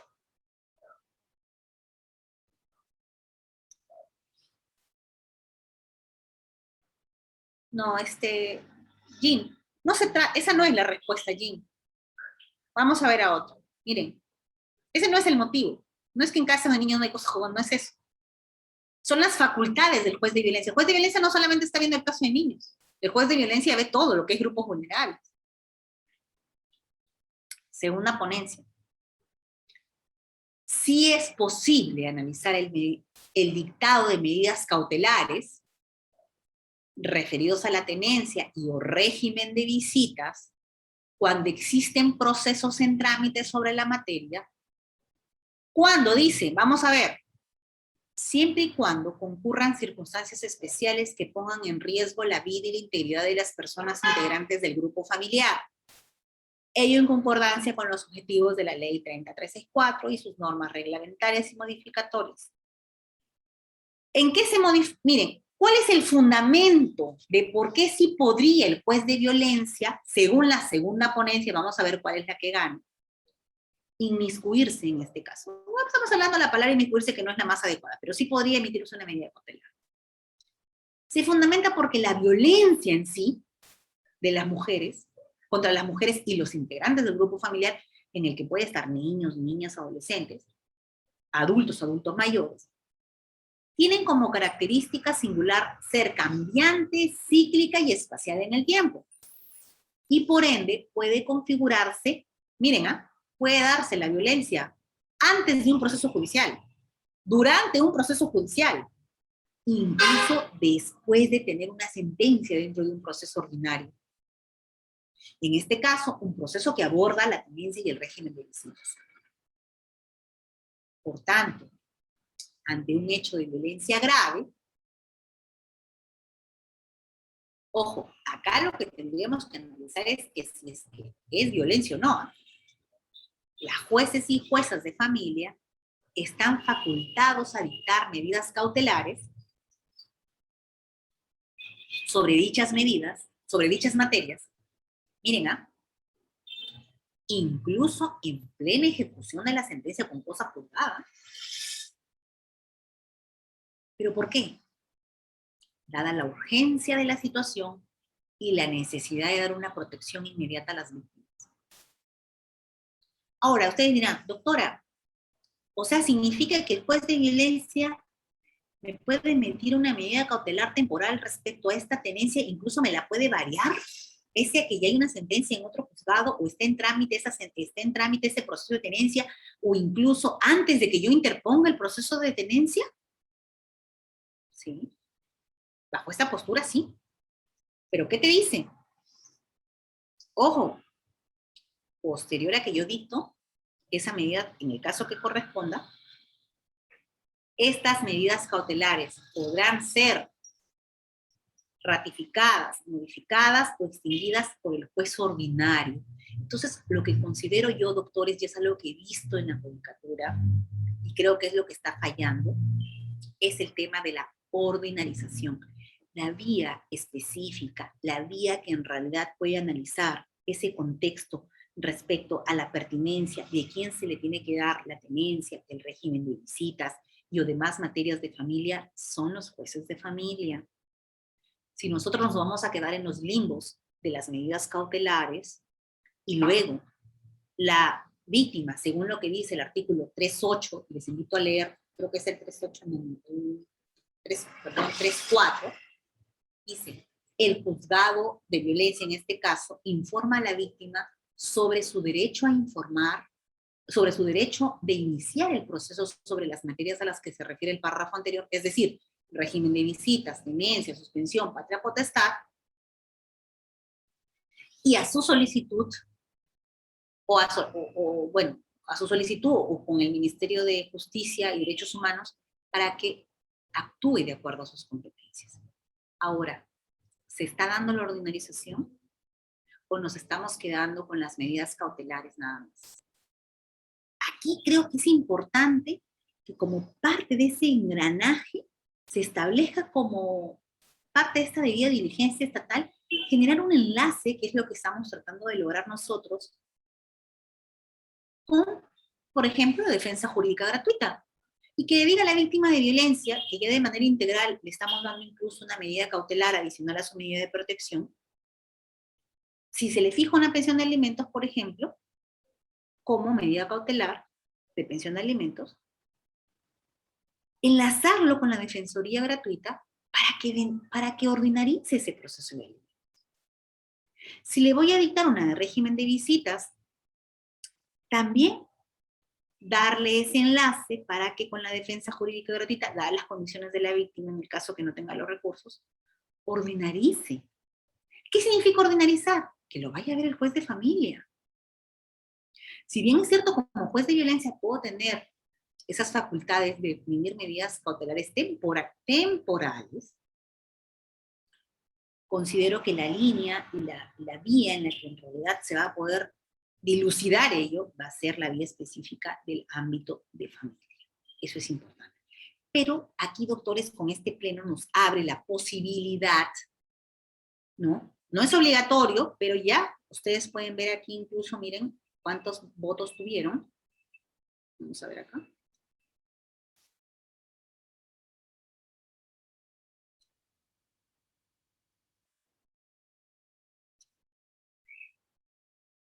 Miren, gana la segunda ponencia, es decir, de que sí puedes emitir una medida cautelar cuando ya tienes un proceso en trámite de tenencia o régimen de visitas, o incluso lo vas a iniciar o incluso ya tienes una sentencia. En cualquier estadio puedes, siempre que tú demuestres que se está poniendo en riesgo la vida y la integridad de las integrantes de ese grupo familiar, o del niño, o de la niña, o de la señora, o del adulto, o del que fuese en este caso. Ello en concordancia con los fines del 30.13.4. Entonces, chicos, este fue el pleno. Voy a dejar de compartir acá y voy a compartir ahora con ustedes una resolución del TC importantísima, pero antes voy a leer sus preguntas. Uy, hay bastantes preguntas, chicos. No, voy a terminar de leer. A ver. Si desean en estos minutitos, para que no sea, pueden, Reader, si me permites interactuar con ellos, que me prendan audios, pero preguntas muy exactas, doctores. Si no, no vamos a avanzar. Sí, doctora, por favor, estimado participante, puede levantar su manito y las preguntas precisas y referentes al tema, no casos particulares. Gracias. Damos paso a la doctora Gaby. Doctora Gaby, por favor, puntual la pregunta, por favor. Gracias. Muy buenas tardes. Tuve un caso de un menor de edad que fue a la comisaría a denunciar a su mamá por maltrato psicológico y la policía no le aceptó la denuncia. En este caso, ¿qué se debería hacer? La policía que está en sección familia. Gracias. Ya, gracias. En los casos en que no te permitan la denuncia, tú lo puedes denunciar a la policía por violencia estructural, incumplimiento de sus funciones. Eso dice, acá está, vamos a ver el artículo, incumplimiento. Eso es parte de una violencia estatal. O sea, la responsabilidad que asume el comisario al no permitirte la denuncia no se le puede negar a nadie en ningún tipo. Mujer, hombre, integrante de la comunidad LGTBIQ, a nadie se le puede negar la denuncia. El tema de la calificación del ámbito de protección le corresponde a los juzgados. La denuncia no puede ser negada. Entonces tú tienes que tomar el nombre de la persona, del comisario, el que esté a cargo, y ahí lo denuncias. Esa es la opción. Y si no te aceptan ahí, te vas al centro de emergencia mujer, te puedes ir a la misma comisaria, al mismo poder judicial, al órgano jurisdiccional de emergencia, a la fiscalía de turno. Para denunciar violencia tienes todos los organismos dispuestos. Puedes denunciar en el órgano jurisdiccional, en la fiscalía, en la misma comisaría, en el centro de emergencia mujer que funciona dentro de la fiscalía. No hay ningún problema. Llámala a la línea 100, llámala al chat 100. Siguiente pregunta. Excelente, doctora. Doctor Gerson, muy buenas tardes. Está activo su audio. Muy buenas tardes, doctora. ¿Cómo está? Mi pregunta iba dirigido, hace poco hice una apelación contra medidas de protección, ya que la supuesta agraviada con su mera manifestación realizó la denuncia y le dieron las medidas de protección. Pero apelé la disolución en mérito al pleno regional que acabamos de ver, la pregunta número 4, si procede o no procede las medidas de protección sin ningún examen psicológico. Es más, en la misma pleno regional, los jueces habían dictaminado que no es procedente las medidas de protección. Ojo. En el pleno dice que se puede evitar una medida de protección incluso si es que el informe dice que solo hay que no hay una afectación psicológica, sino reacción ansiosa relacionada con el hecho de violencia. Tenemos que interpretarlo bonito. Ahora, te corto ahí porque en el tema de una apelación no puede ser un fundamento lo que dice el pleno, porque tú sabes que cuando tú revisas un tema en sala, tú tienes que ver si en realidad no tanto los hechos, sino la fundamentación está de acuerdo a los hechos que han sido manifestados y a la normatividad vigente. El tema del pleno no es obligatorio. El tema del pleno simplemente, como les digo, es un mapeo de ver cómo vamos en el tema, cómo vamos avanzando. Pero no va a ser, eso no es un fundamento crucial. O sea, tú tienes que expresar cuál es tu agravio respecto a la apelación. Y en la apelación tú tienes que ver, me está generando este tipo de agravio respecto, por ejemplo, de que la denuncia de la víctima o de la supuesta víctima no se ajustó en un hecho,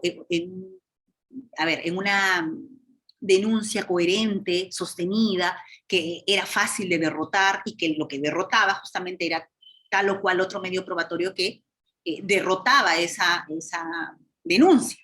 Pero no podemos utilizar como parte de la apelación el tema, prescribe a los 5 años, ¿qué está hablando?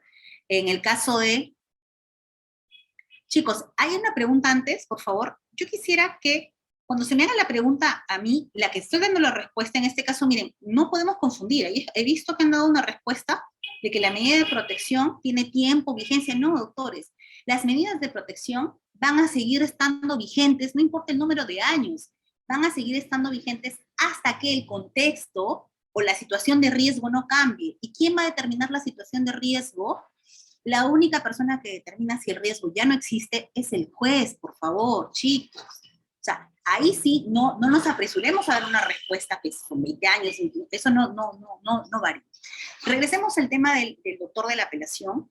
Les digo, este no es el fundamento. Ahora, si por ejemplo, nosotros en apelación de la medida de protección, si hubo una medida de protección que incidió, por ejemplo, en el tema de una medida cautelar, que tuvo una decisión respecto a un régimen de visitas o una tenencia, ahí sí ustedes, indistintamente ese trámite, que pueden derrotarlo, por ejemplo, que el acto de violencia en realidad no fue con tal vez si tienen un certificado médico, si tienen mensajes de WhatsApp, eso en la sala sí se puede analizar. Efectivamente, nosotros hemos visto, incluso acá en Mudiópolis, hemos hecho el análisis de muchas resoluciones de la sala, donde ellos toman en consideración muchas medidas de protección que han sido emitidas, en el que, por ejemplo, no se han dado cuenta de que habían otros sujetos pasivos, que habían otros sujetos activos, no se han identificado todos los tipos de violencia y que ahí es fácil traer abajo esa resolución. O sea, los recursos que tenemos sobre ese tema no está en discusión. Ahora, lo que sí yo te pongo ahí un poco en alerta es que no puede ser una motivación de una apelación el tema de que el pleno dice tal o cual cosa. Porque lo que estamos mostrando aquí de respecto de los plenos es más o menos cuáles son las decisiones, pero no cuáles son las tendencias en todo caso, pero no son vinculantes. ¿Bien? Siguiente pregunta, chicos. Listo, doctora. El doctor Elmer. Doctor Elmer, buenas tardes. Está activo su audio. Tania, antes de Elmer, doctor, buenas tardes. Tania me dice, entonces, ¿por qué es temporal? Claro, es que temporal es porque la violencia es cíclica, varía, cambia, y si se da una nueva situación de violencia, un nuevo hecho, o incluso de oficio, el juez puede modificar, sustituir o ampliar la medida. Por eso es temporal, por eso se le dice temporal. Bien, doctor Elmer, la pregunta. Doctor Elmer, está activo su audio. Ya, gracias. Doctora, buenas tardes.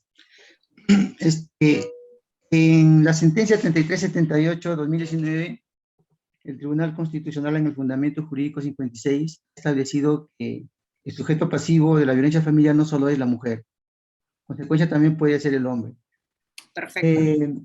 ¿Qué ocurre, por ejemplo, en un caso que cuando se producen violencias, como usted también lo ha manifestado, de repente violencias recíprocas, mutuas, pero ocurre que el varón de repente ha sido un poco más afectado y primero va la mujer a la policía y le reciben la denuncia, ¿no? Inmediatamente le hacen su ficha de evaluación de riesgo, de manera que cuando el hombre concurre a la delegación policial, a la policía de familia, dicen que ya no puede plantear esa denuncia porque ya está como denunciado. Y en consecuencia ya no le aceptan la denuncia, menos le toman la ficha de valoración de riesgo. Y la consecuencia de esto es de que cuando remiten los actuados, la policía cuando remite los actuados al juez de familia, esto obviamente solo tiene a la vista la ficha de evaluación de riesgo de la mujer y no del hombre, que también ha sido probablemente más afectado que la mujer. ¿Qué serían esos casos, doctora? Gracias. Gracias, Elmer. Es lo que les comenté hace un momento. La sentencia 378 les he mostrado ahorita, justamente les he compartido y también se los va a enviar Reader a sus WhatsApps o en el aula virtual. Es importantísima esa sentencia porque te clarifica el tema del problema de la violencia referida no solamente a la mujer, sino una violencia de género, como un mal que aqueja a la sociedad. Y les recomiendo leer también el fundamento o los fundamentos específicos del voto singular, por ejemplo, de Sardón de Taboada, donde él precisa incluso de que pese a que es un hecho reprochable, no viene a ser un acto inconstitucional. como para que ustedes amplifiquen mucho más todavía el tema de la violencia. ¿Qué me dice Elmer? Me dice, doctora, pasa ahora, o pasa que a nivel de capacitación de los actores, de los principales actores que son comisaría, que son fiscalía, operadores de justicia, no estamos siguiendo un protocolo, por ejemplo, ante situaciones que, como les digo, miren, recién en diciembre, respecto al tema de denuncias mutuas o agresiones mutuas, dicen, ¿quién es el que va a evaluar? Porque imaginemos, Elmer, que si todavía en esto del Pleno no hubieran llevado a un acuerdo como tal, este caso, en este cambio de roles, lo hubiese visto un juez y luego 2 días después, porque por ejemplo demoró en el caso del hombre, pongámonos que es en el caso del hombre, llega todavía su denuncia a ser digitalizada después porque la mujer llegó directamente a través del centro de emergencia y él lo hizo a través de la comisaría nada más porque no se fue al centro de emergencia mujer. Entonces, el de él llega después. El de él llega sin ficha de valoración, el de él llega sin certificado médico, sin certificado psicológico, en el otro fue una actuación inmediata, ya tenemos certificado médico, psicológico, ficha de valoración y todo lo demás. Perfecto. Puede darse la opción de que un juez determine respecto a un caso de que aquí hubo violencia y que la víctima es ella y que el supuesto agresor es él. Y si ese mismo caso llega al otro juez de turno, otro día, puede ser que este juez diga, no, él es la víctima de violencia y recayó porque es exconviviente y ahí está como parte de ámbito de protección como integrante del grupo familiar y por eso indistintamente puede ser hombre o mujer, porque es integrante del grupo familiar. Ojo, por el ámbito de aplicación, artículo 7. Y ahí él resulta ser la víctima. ¿Y las medidas de protección van a ser incoherentes, sí o no? Van a ser totalmente incoherentes. Entonces, ¿qué dijo el Pleno en este caso? Dice, ¿qué vamos a hacer en este caso? El juez que conoce primero, indistintamente si llega el de la mujer o el del hombre, si yo ya emito medidas de protección, porque no significa que porque hay acciones mutuas o agresiones mutuas, yo en esa resolución voy a tener que determinar los tipos, identificar el sujeto activo, el sujeto pasivo, el tipo de violencia, el ámbito de protección y emitir la medida respecto a todo lo que se me mostró en ese expediente, porque incluso puede ser que ya haya llegado o se haya anexado un certificado en el que diga que también él recibió algún tipo de violencia. Puede ser. Podemos tener el caso de que se anexaron, como la policía me pone en conocimiento, me pone los 2 certificados médicos. Pero ¿quién es la que denuncia? Yo como juez tengo la obligación de centrarme en lo que a mí en lo que se me noticia. La que se siente agredida, porque yo cómo puedo saber si la otra persona, pese a tener un certificado médico, ella, o un informe psicológico, no digamos certificado médico, no se sienta que es víctima de violencia y no haya denunciado. Yo en ese momento como juez no me puedo anticipar a lo que va a suceder. Entonces yo tengo que dictar, mi obligación es que dentro de las 24 horas yo dicte mi medida de protección en el caso de que tenga una denuncia coherente, sostenida, que sea que los hechos se han venido manifestando de un relato cierto, un relato coherente, dicto mi medida de protección. Indistintamente si tengo certificados, si tengo fichas, si no tengo, puede ser que no tenga, pero si para mí el dicho tiene una total convicción y ya hemos analizado que incluso puedo generar una audiencia de manera excepcional, puedo agenciarme de algún otro documento para poder yo emitir una medida de protección, yo tengo que cumplir con mi obligación de emitir respecto a ese caso. Y cuando luego, al día siguiente, a la hora, a la media hora, me llegue digitalizado el otro caso respecto al cambio de roles, es decir, ella ya no viene a ser víctima, sino ella ahora está como que ella es la agresora, o la supuesta agresora.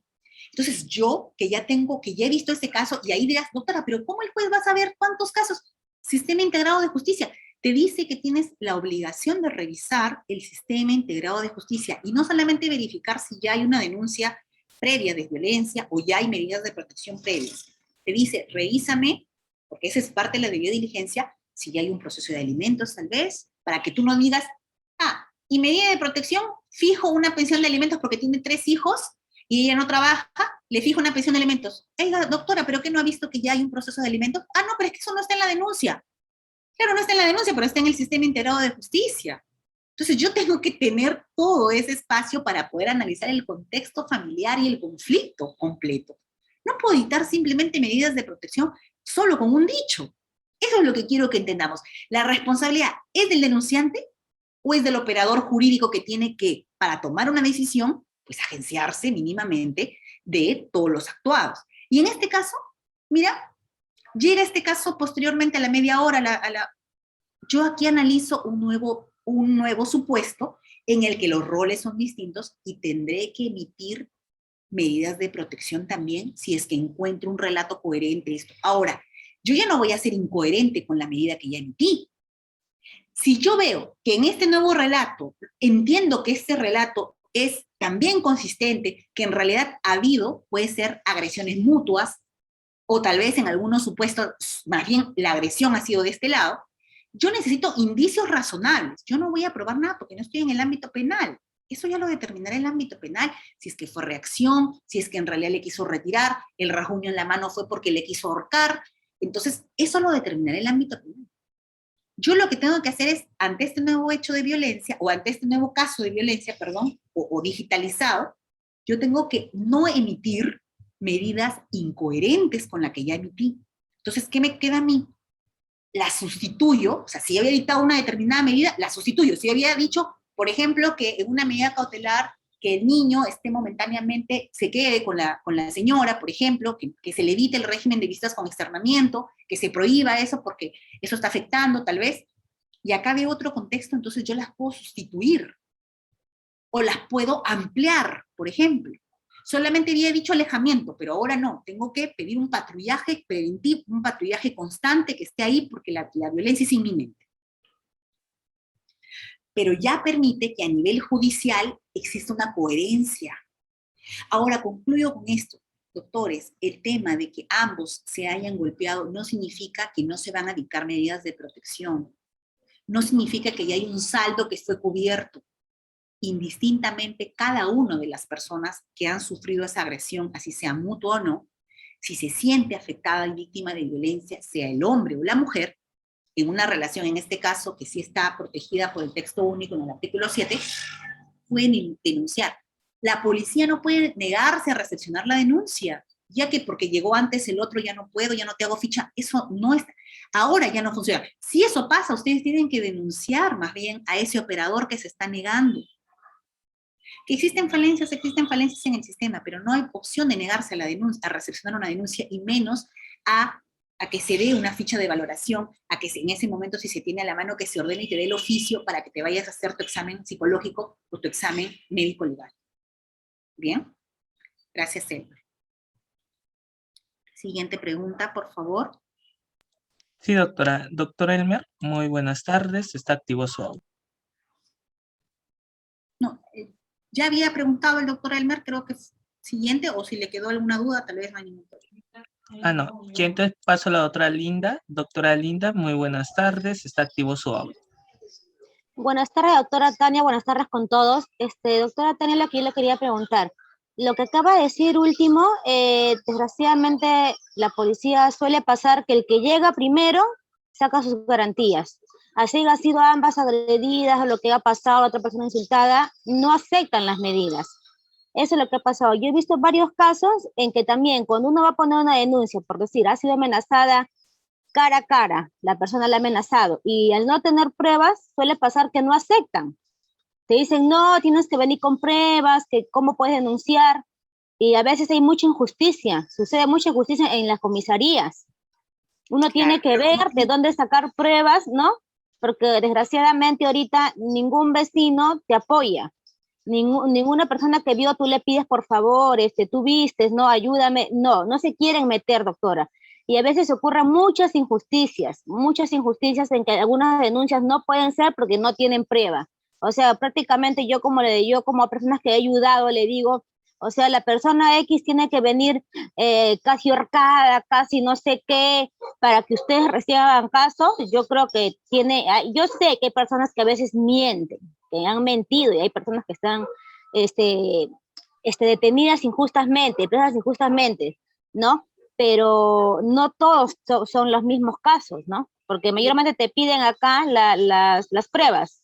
Yo acompañaba a una persona que ha sido por víctima de como algo de violencia sexual, ha sido víctima, ¿no? Y le pedían pruebas porque solamente la amenazaron a esa persona porque la grabaron su intimidad y la querían divulgar.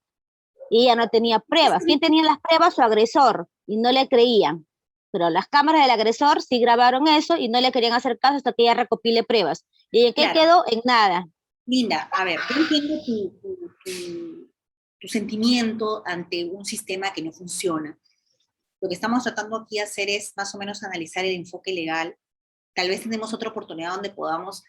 siempre yo les involucro un poco en el tema de la realidad, pero creo que el día de hoy estamos analizando un poco más lo que es el análisis de los sujetos de protección, cómo ustedes como abogados pueden plantear algunos recursos. Lo que tú dices, ¿sucede? Claro que sucede. Hay una mala capacitación de parte de los agentes, sobre todo de la Policía Nacional, que están poniendo trabas en el tema de la interposición de las denuncias, como por ejemplo el tema de que ya llegó primero, situaciones que no deben darse, y eso, miren, está en su artículo 5, insiste en la parte C, donde dice, también es violencia contra las mujeres la que sea perpetuada o tolerada por los agentes del Estado donde ésta quiera que ocurra. Entonces, existe una violencia y ellos pueden ser denunciados por simplemente negarse. Ellos no te tienen por qué pedir pruebas, porque la ley 3034, el texto único ordenado, justamente dice, con la sola denuncia de la víctima. Incluso el marco del 1470 te dice, emíteme medidas de protección, incluso si es que no tienes a la mano ficha de valoración de riesgo, informe psicológico y demás. Ojo, que te dé esa posibilidad no significa que sea una obligación. Tú, obviamente, como magistrado, tienes que encontrar un soporte para poder emitir una decisión, si no, también esa decisión está totalmente nula. Bien, siguiente, por favor. Excelente, doctora. Doctora Karina, muy buenas tardes. Está activo su audio. Muy buenas tardes, doctora. La pregunta va a lo siguiente. En el caso que ya haya medidas de protección y ya ha cesado la violencia, ¿no? Dentro del grupo familiar y tanto la denunciante como el denunciado desean conciliar, se podría decir el término, y desean ya vivir, ¿no? Formalmente, o sea, retomar la relación, ¿no? A pesar que ya haya medidas de protección donde que ambas personas no estén unidas, ¿no? No por ningún vínculo, estén muy separadas, ¿no? Y aparte de ello, que ellos, o bueno, las dos personas... Se han reconciliado, doctora, eso es lo que usted me dice. La pareja se reconcilió y ahora no sabe cómo hacer porque hay una medida de protección que dice alejamiento 200 metros y dice retiro del hogar conyugal. Y dicen, ¿y ahora qué hago? Porque quiero retomar mi hogar y tengo 3 hijos, es más, ya quedé embarazada nuevamente, doctora. Y quiero estar con mi pareja, porque nosotros para cuidar a mis hijos, dada la coyuntura económica incluso, él trabaja en el turno de la mañana y yo trabajo en el turno de la noche. Él en la mañana, mientras que trabaja, yo cuido a mis hijos, y él en la noche, entonces él regresa y cuida a los míos. Y ya no está pasando más, ya no está sucediendo los hechos de violencia después de la denuncia. Es más, yo ya sé que si pasa algún tema de nuevamente, yo puedo denunciarlo. Doctora, es lo más común del mundo que está sucediendo. Yo ahorita al 150, número 150 y tanto voy ya de medidas en este año, desde enero, ya voy más de 150 medidas de protección emitidas. Es lo que, cuando se hace la llamada telefónica, como le digo, como parte de este protocolo, es lo que más suele decirse. Y doctores, es que en realidad la medida de protección es una medida que lo que dispone es que en ese momento, en ese contexto de violencia en el que se vivió, se dé esta medida de manera inmediata para resguardar la dignidad o resguardar la integridad, perdón, de la víctima. Pero si es la misma víctima la que ella desea vivir con el cambiar, o bueno, es la decisión que él tiene, porque ella activa el sistema, no es que el señor, en lo fáctico, yo cuando tengo una medida de protección a mi favor, yo ya tengo mi resolución, voy a la policía y le digo, ¿sabe qué, señor? Retire a este señor de mi domicilio porque acá tengo una que dice que se retire, si no, bajo a procedimiento de ser denunciado de manera penal. Perfecto. Pero si en mi caso yo quiero que ya quede sentado, que ya ese riesgo no existe, yo tengo que noticiar al juzgado. Doctora, eso no es una conciliación, sino que yo tengo que noticiar al juzgado y decirle, señora juez, el contexto de violencia ha cambiado. El contexto familiar ahora es otro. Y yo ya no considero que haya riesgo respecto a mi integridad porque he asumido, estoy yendo a mi terapia psicológica, porque la medida de protección no solamente es el tema del alejamiento, también va el tema de la medida psicológica, la terapia psicológica, por ejemplo, la reeducativa respecto a este supuesto agresor. Y ese riesgo ya no. El juez puede, dentro de sus facultades, sustituir las medidas de protección, cambiar las medidas de protección, ampliar las medidas de protección, o también dejarlas sin efecto cuando el riesgo ya no existe. Claro, puedo dejarlas sin efecto, pero para dejarlo sin efecto es solamente con el dicho de la víctima, o tengo que analizar el contexto. Tal vez la señora está inmiscuida todavía en ese ciclo de violencia. Pero recordemos algo, y es algo que siempre les digo también cuando a veces conversamos con los jueces de violencia, sobre todo, la medida de alejamiento y retiro del hogar es la medida más extrema. No simplemente porque el centro de emergencia mujer, en un modelo que chanca, en algunos casos, ojo, no estoy en contra, hay un trabajo también muy serio de parte del centro de emergencia, pero hay algunos, como en todos los sectores, y de frente alejamiento y retiro del hogar, cuando en realidad no desean alejarse y se puede llevar de alguna manera con un tema de terapia psicológica, que ellos vayan cumpliendo, y un tema de supervisión pueda verificar que van cumpliendo el tema de la terapia. Entonces, la medida de alejamiento y de retiro del hogar es la medida con mayor efecto, con mayor implicancia, y para yo darla, tengo que tener pues más allá que un solo dicho. Entonces, a la respuesta de la doctora, claro que se puede hacer, no solamente se puede dar, pero no es una conciliación, ojo, no estamos aquí, procesalmente no podemos equivocarnos en los términos, aquí lo que se puede dar es un cambio, sustitución, ampliación de medidas, o incluso se puede determinar que el riesgo ya ya no existe ese riesgo para mantener esa medida de protección de alejamiento o de retiro. Bien, siguiente pregunta. O sea, sí se puede hacer, doctora, no significa que nunca más volverán. Excelente, doctora. Le doy pase al otro participante, doctor Alex.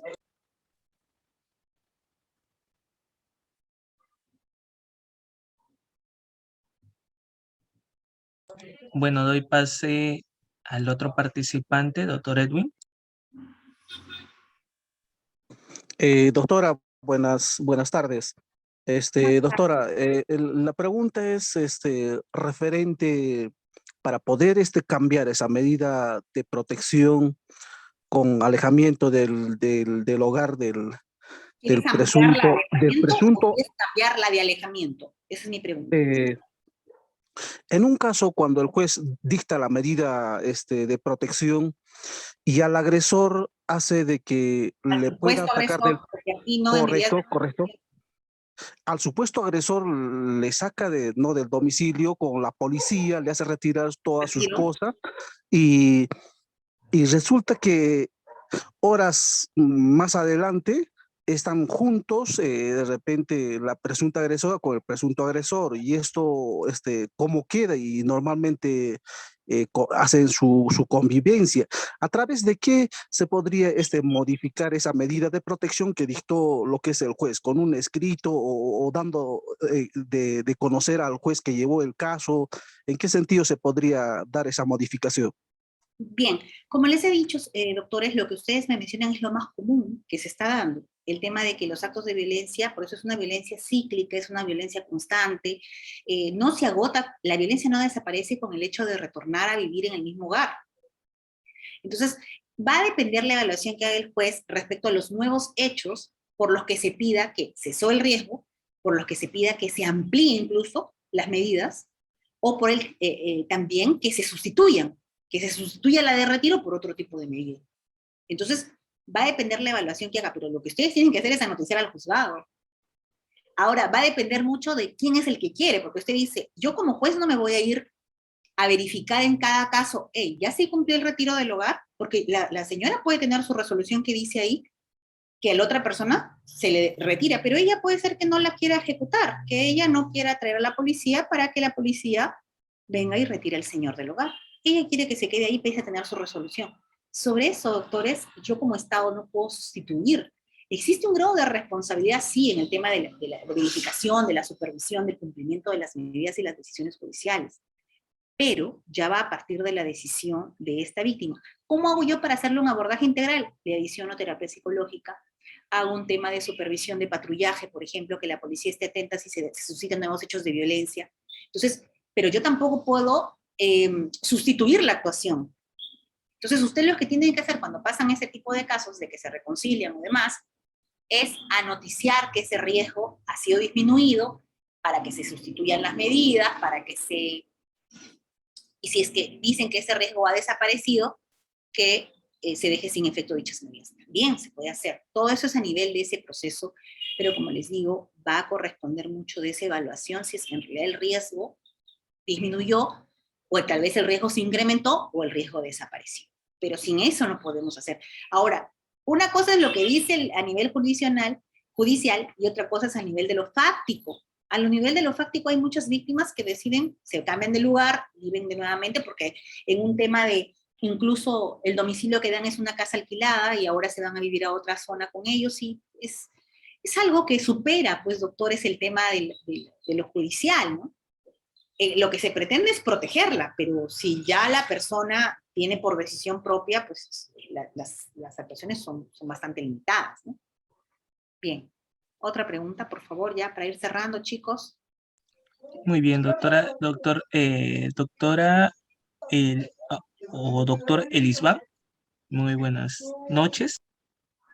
Doctora, muy buenas noches. Agradecer por todo lo que nos brinda. Doctora, la consulta es que en la resolución de las medidas de protección, uno de los puntos ha dispuesto alejamiento de 100 metros. En este caso, ambos se han agredido y para ambos se ha dictado esta medida. Uno de ellos ya optó en retirarse ya de la habitación donde compartía y quiere retirar sus pertenencias materiales de trabajo. En este caso, ¿ante quién tiene que presentar un escrito al policía, al juzgado? Y hace la pregunta, doctora, por favor. Sí, miren, eso también está pasando mucho. He visto que se han dictado medidas de protección de alejamiento y retiro, y por ejemplo, no sé si es en tu caso, pero cuando se dictamina el retiro, y en esa zona, en ese espacio donde tienen, como les digo, el tema de la realidad del Perú es tan grande, y en ese mismo espacio es que el señor, por ejemplo, tenía su zapatería, y a él le están disponiendo el retiro, y él es el único sustento de la familia, y encima le dicen medida de protección y medida cautelar, que pague 800 soles por sus 3 menores hijos, pensión de alimentos. ¿Cómo el señor va a poder seguir trabajando, cumplir la pensión que le han fijado ahora de alimentos, si le han pedido retiro del hogar, y ahí es donde tiene su único y sus herramientas de trabajo? Díganme si eso no es una medida de protección incoherente con el contexto actual. ¿Por qué? Porque simplemente lo que dijo la víctima, lo que dijo el centro de emergencia mujer, perfecto. Si el centro de emergencia me dice alejamiento y retiro, doy alejamiento y retiro, y no analizo el contexto. ¿Cuántos hijos tienen? ¿Cuál es la condición de vida? ¿Ambos trabajan? ¿A qué se dedica? ¿Cuál es el tema de violencia? ¿Cómo se puede ver, por ejemplo, un ingreso independiente?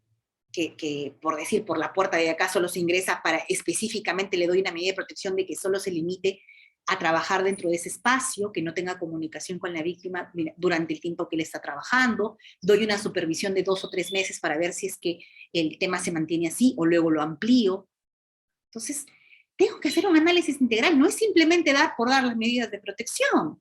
En el caso de lo que me dice el doctor, por ejemplo, pasa mucho. Dice, doctora, piden retiro, y al final yo trabajo ahí están mis herramientas, a mí me da miedo si quiere ingresar, porque me vayan a denunciar y me llevan a la comisaría nuevamente. Doctores, por prevención, lo que tengo que hacer es o anoticio al juzgado, al órgano jurisdiccional, a través de un escrito sencillo, o a la misma comisaría, digo, yo, fulano de tal, anoticio que el día tanto, tal vez lunes, mañana lunes 7 de febrero, voy a concurrir al hogar, a mi hogar, para recoger mis herramientas, para lo cual hago de conocimiento que yo estoy cumpliendo mis medidas de alejamiento, sin embargo, dada la excepcionalidad, tengo que recoger estoy noticiando al juzgado. El tema del alejamiento, ojo, cuando yo preciso los alejamientos, digo, alejamiento de 200 metros, alejamiento de 100 metros. Sin embargo, por ejemplo, tienen hijos en común, y eso significa que también entonces se aleja de los hijos. No, significa que tengo que precisar que cuando es por temas incluso de recreación de sus hijos, por el tema que es el cumpleaños de su hijo, tiene que irse al parque, tiene que llevarlo al colegio, inminentemente se tienen que cruzar. Tienes que analizar el caso en concreto. Y aquí tienes que decir, salvo excepciones que sea por motivos de atender las necesidades de sus hijos. En este caso, salvo excepciones que sea para atender situaciones de emergencia o de urgencia. ¿Quién va a definir qué es la urgencia y la emergencia? Cuando tú noticias al órgano jurisdiccional que estás yendo o te estás constituyendo al domicilio para recoger tus herramientas de trabajo. No se te puede limitar tu derecho al trabajo por el tema de una medida de protección. Pero la idea es también anticiparnos a las situaciones, porque sí hay mucho abuso con las medidas de protección, hay mucho abuso. Entonces, es mejor anoticiar al juzgado o anoticiar también a la misma policía. Te vas y dejas, señor policía, por si acaso, voy a ir a recoger mis herramientas. Si desea, me acompaña como para que usted verifique de que no estoy haciendo nada malo. O si no, también a través de nuestros recursos tecnológicos, te vas grabando. Señor, me llamo tal, en este momento voy a recoger mis herramientas de trabajo, por eso me estoy acercando, y estoy acá en compañía de un policía, para que verifique que estoy acercándome para recoger mis herramientas de trabajo. ¿Bien?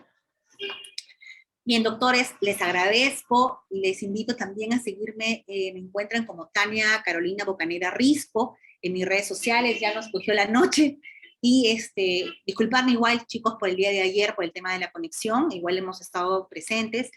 Este es un primer espacio para conversar sobre el tema de las medidas de protección. Hoy hemos abarcado el tema de los plenos, miren qué bonito, hemos conversado acerca de estos plenos que se han venido dando, el pleno regional, el pleno nacional. Nos ha faltado el pleno de ICA, que también no es obligatorio, pero es importante porque hay un tema que les dejo, y imagino que Ideópolis lo va a tomar esto, el tema del desalojo y las medidas de protección, que es algo que también muchos me dicen, doctora, ¿y qué pasa?